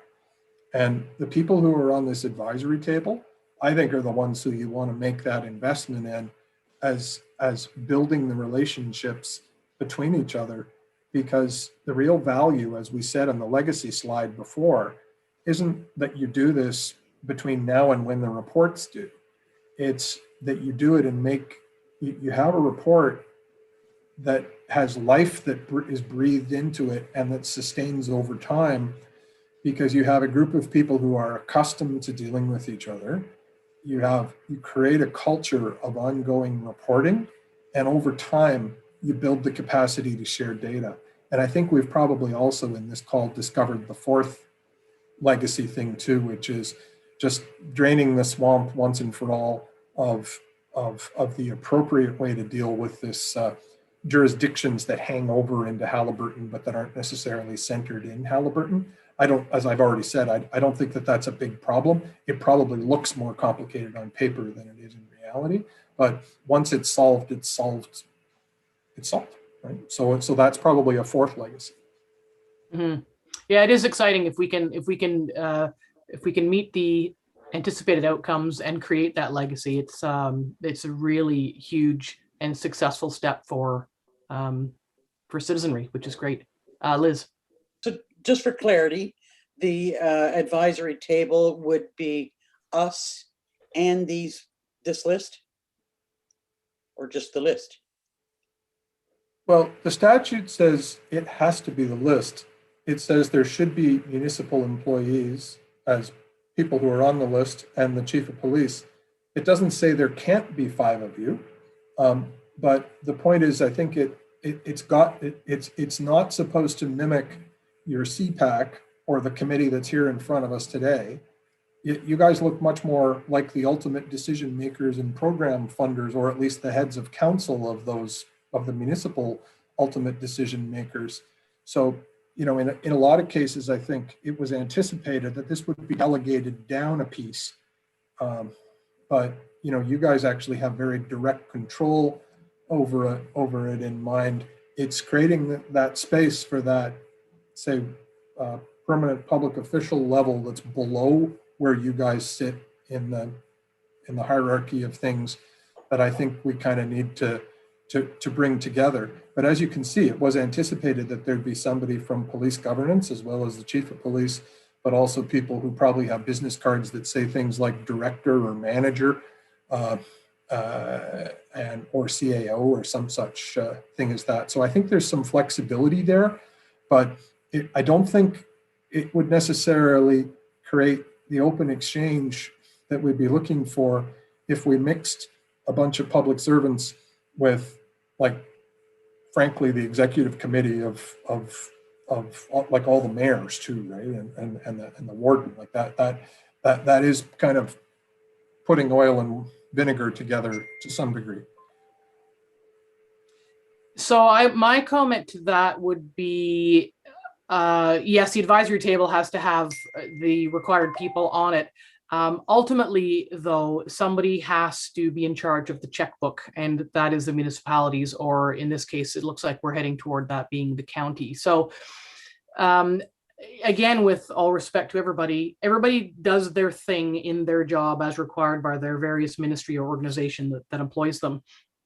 And so the advisory table is going to make decisions that are in the best interest of the community, but again, this is the with respect part, but not necessarily with the best interest of municipal tax dollars. So we need to find that balance somewhere. And as I said earlier, it's not that municipalities don't want to pay to improve the elimination of silos and the creation of a better community. It's about being able to pay and in a staged approach. And so what you don't want to do is set the politicians or the municipalities up for failure by not having on the advisory table somebody who represents some body or some persons that represent that aspect, just to temper the conversations so that it doesn't end up that the municipalities look like the bad guys because they can't or won't pay for what should be happening in the community, because we know now that the needs in the community far outstrip our ability to pay or fund or provide or in any way adequately resource. So how do we make sure that the conversations at the advisory table remain pragmatic and tempered and approach the growing and broad scope needs in the best way possible? That's what we need to maintain. And I think by not having any representation of that nature on that advisory table, we'd be setting ourselves up for failure, which isn't doing anybody any help whatsoever. Again, great question. The way we kind of drew it, the leadership role of municipal governance kind of appears three different places in the pyramid. It appears at the bottom as kind of like the raw inputs, because I suspect that parallel with the extended stakeholder network and then the inputs of individuals, I think the inputs of mayors and CAOs, you're pretty keen observers of what's going on in your communities, and so we see that input being at the bottom. But you also see at the top, there's the box that isn't numbered called ultimate decision makers and program funders, some of which are municipalities, some of which are the ministry. And of course, box number 5, the report that's defining the risks and gaps, it's just that. It's a report that defines the risks and gaps, but the ultimate decision makers about what to pay for, that happens after this report is done. So I think the only question is, as you say, just how many of you should be at the advisory table? I think that given that you're the ultimate decision makers after the report is done, I think it's absolutely the case that under municipal employee or police governance in box number 1, there's a space there for you. I would just be nervous about having all of you there, because I think if that were to happen, then we'd need to recreate it again with you guys not there, so that the public servants can have public servant conversations without the elected officials in the room, because that tends to be the nature of things. I mean, some of these people will be provincial officials who would tend to not speak necessarily frankly in all circumstances because, they, boy, it'd be handy if this meeting were not a public meeting. But I think you have to be really careful about the advisory table's ability to function and respect the different roles of the people and what their business cards would say they could or couldn't share in that kind of environment. And like ultimately, I think the guarantee that you have, Madam Chair, is in the fact that you're the ultimate decision makers and that your biggest role happens after the report is complete. But there needs to be a safe zone for people to be able to share and kick stuff around at the levels before that in the normal course of decision making. And so two questions that come up from that for me. So the advisory table, that whatever it looks like, it will also be a legacy table. It will continue to meet and do its thing, sort of in perpetuity, as it were. And so I've just completely forgot my second question. If you were to convene an advisory table today, one of the top 10 recommendations that would come from that would be a transportation system. I think that's the elephant in the room, or one of many. We are very attentive to that. We have worked very hard to try and find a resolve for that. We don't have one just yet. Doesn't mean we won't ever. So I guess what I think is important is having some means by which to share in some of those frank conversations, not breaching any confidentiality, of course, because the folks who need to be at the table, retain an awful lot of that. So how do we not end up having a report that says we the advisory table folks who are living in the trenches think that you need to have this, and this, and have then the ultimate decision makers and program funders say, going back to your comment about, well, that's a $375,000 project. Talk to me a little bit about how that gets reconciled in the process as it goes through. Well, I think this process, box number 5, is meant to be an input to the ultimate decisions of decision makers. I don't think it's designed to anticipate the decisions of decision makers or to censor it, because it's a longer term report. I don't think that it's anticipated that box number 5 has a report that is necessarily entirely implementable next year. I view them as being more like what you see in a municipal strategic planning process that has, say, a 10-year horizon. It's more like a vision than an operating plan for next Tuesday. And that it's to be expected that the first time you do this, you're going to tend to identify gaps that are going to outstrip the resources that are available, but it's going to create a job jar over time, which is going to be there to help inform your decision making over time as resources and priorities dictate. And so, I don't think that box 5 would be written in a way that says this all must be done by next Tuesday, because I think if it did that, it would edit out too many things that would be of value to go into it. But if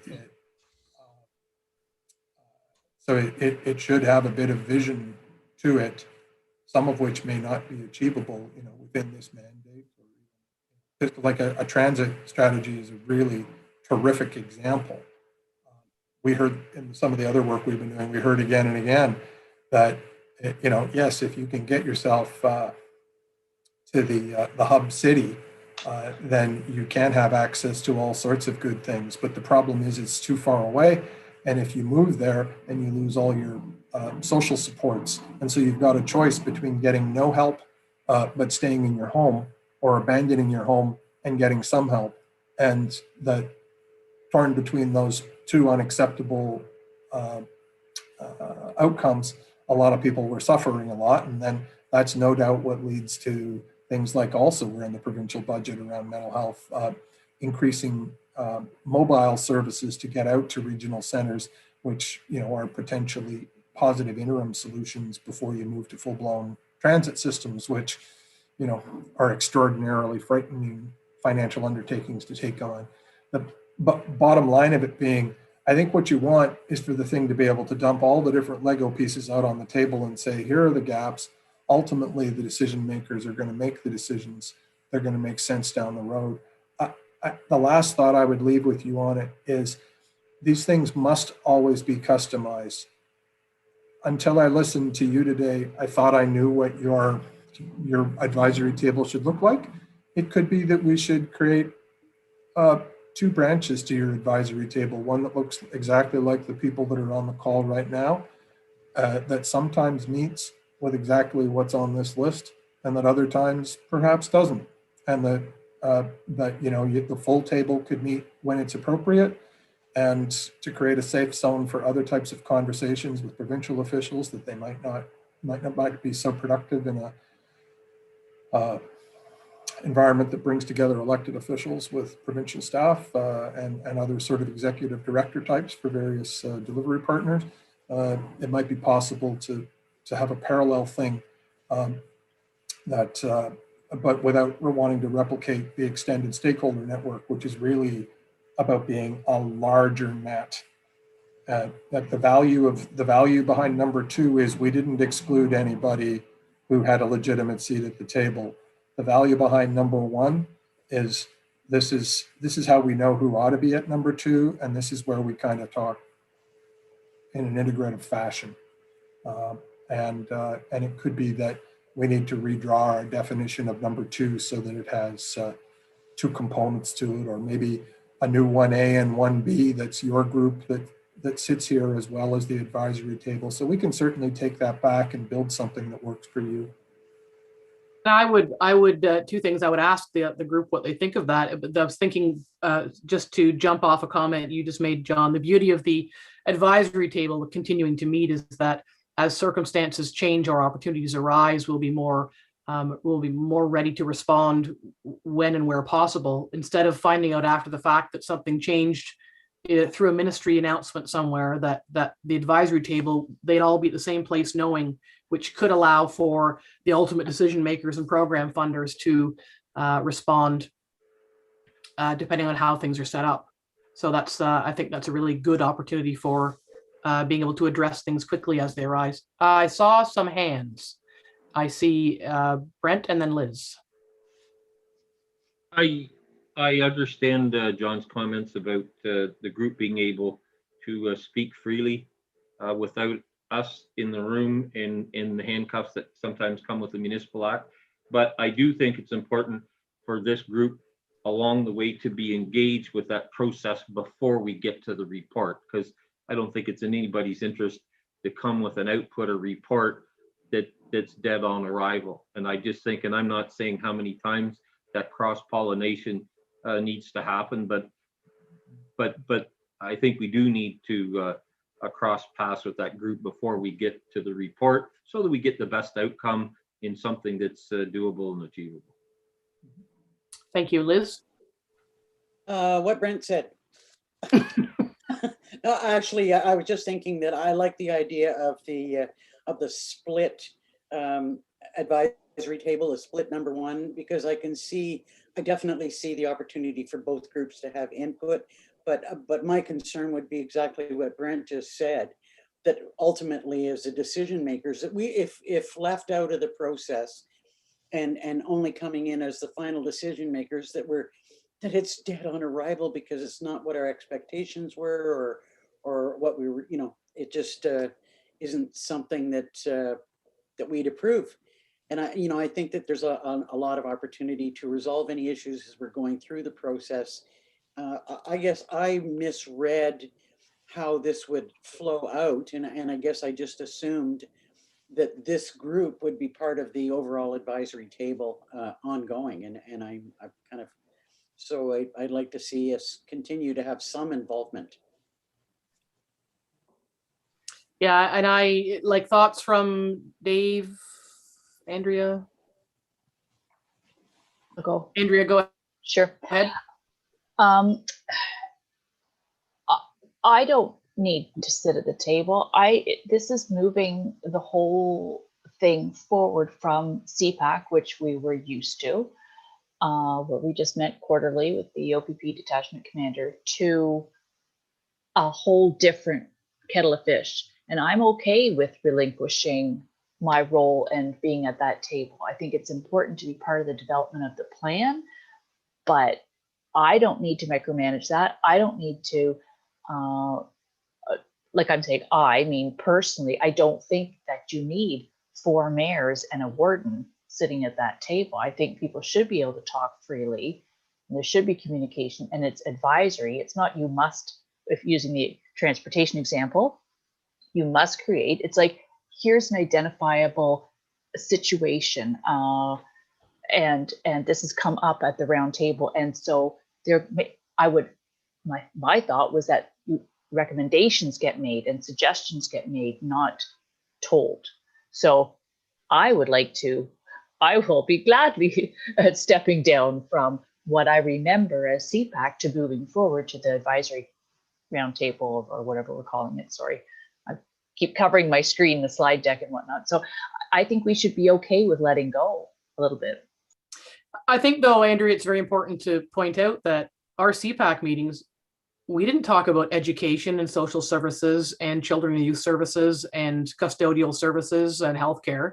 We got our call reports from the police, and we talked about some curiosities and concerns in each of our municipalities and a couple of updates. So we just need to make sure that it's not misunderstood that CPAC, members of CPAC are concerned about giving up their control over all of these topics. We never had anything to do with them.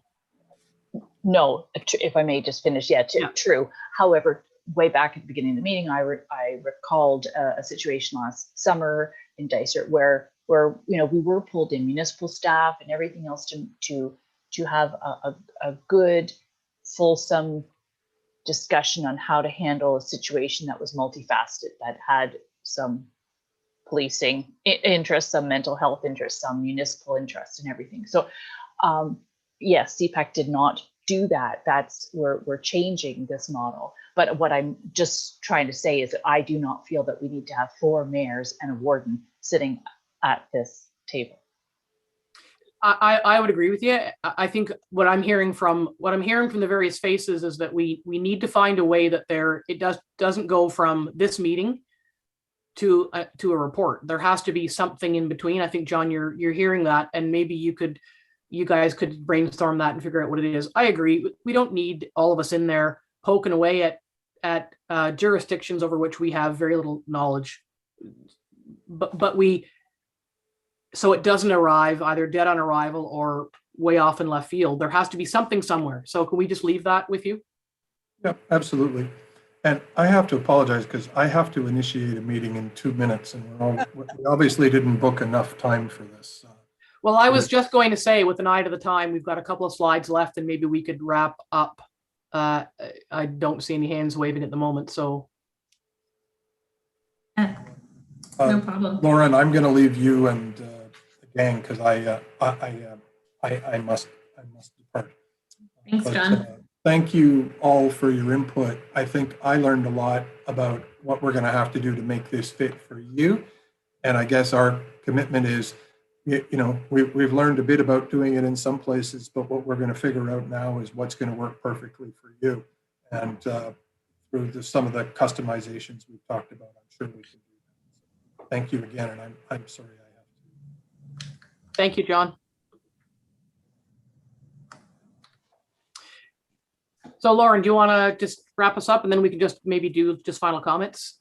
Yeah, for sure. And so this will take just 1 second. It really is just to show that we have shifted the original timelines from the RFP to still hit the July deadline, and it is feasible.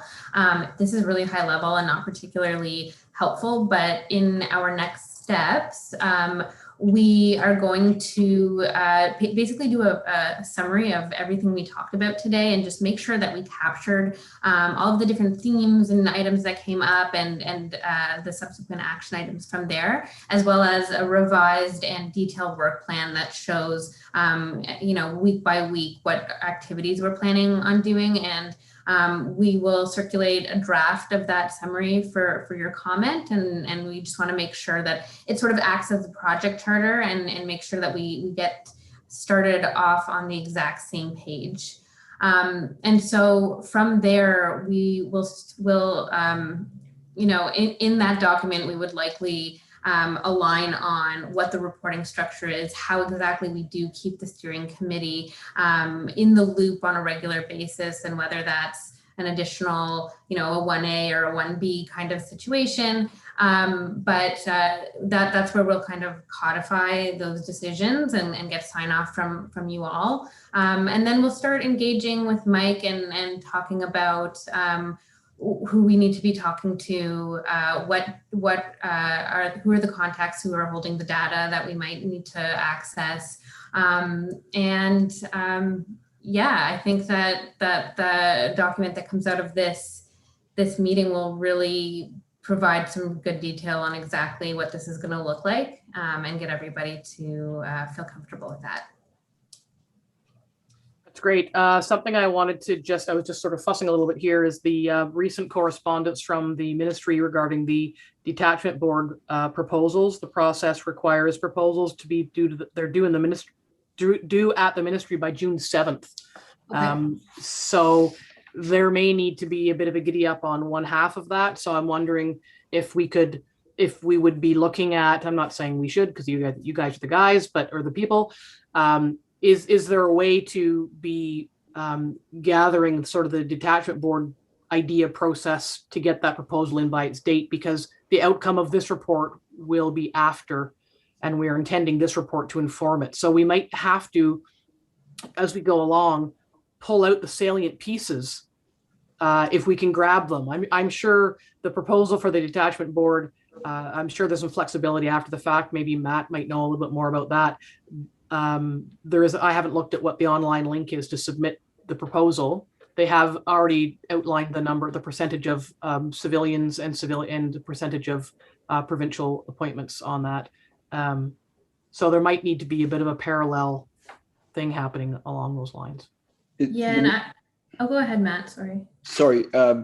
Mayor Moffat, is it a confidential letter? Is there a way, is it possible for us to see that request? Yeah. Yep. I will. I had sent it to Mike Rutter, but I didn't ask him to forward it to you. Actually, what I'd said in my email to Mr. Rutter was, I assume they've seen it.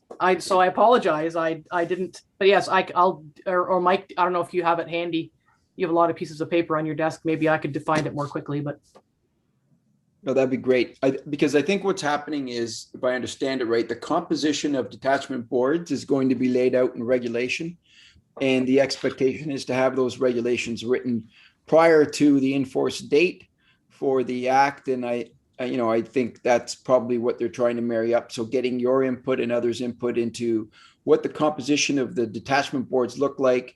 And as you've noted, vis-a-vis what those needs are in a community. And if the community safety and wellbeing plan feeds into that, informs that, that's great. So that just might help us kind of parse out what it is you're looking for and the date that you need it by.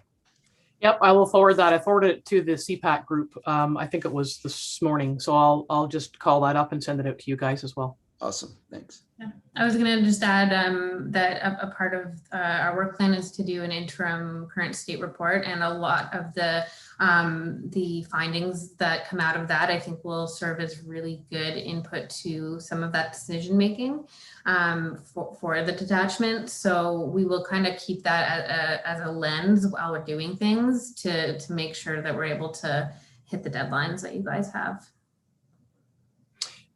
Yeah, that would be great. And I haven't looked at there is a live link to what the online submission is supposed to look like. So anyway, I'll look at that. Okay. Okay. Is that it for you, Lauren? That's it. Any final thoughts, comments, questions from the gathered group today on the screen? No. Okay, then I better go back to the agenda. What do you need? Do we need a motion to receive this report, Mr. Rutter? No, it was just it was really the agenda. So all you need is a motion to adjourn. May I have a mover to adjourn, Mr. Brent can't get out of here fast enough. Seconder, Andrea, all in favor? We are convened. Thank you, everybody. Thank you so much. Thank you. Thanks, everyone. See you soon. Thank you. Lauren, love your off. Thanks, everybody. So long. Oh, thank you.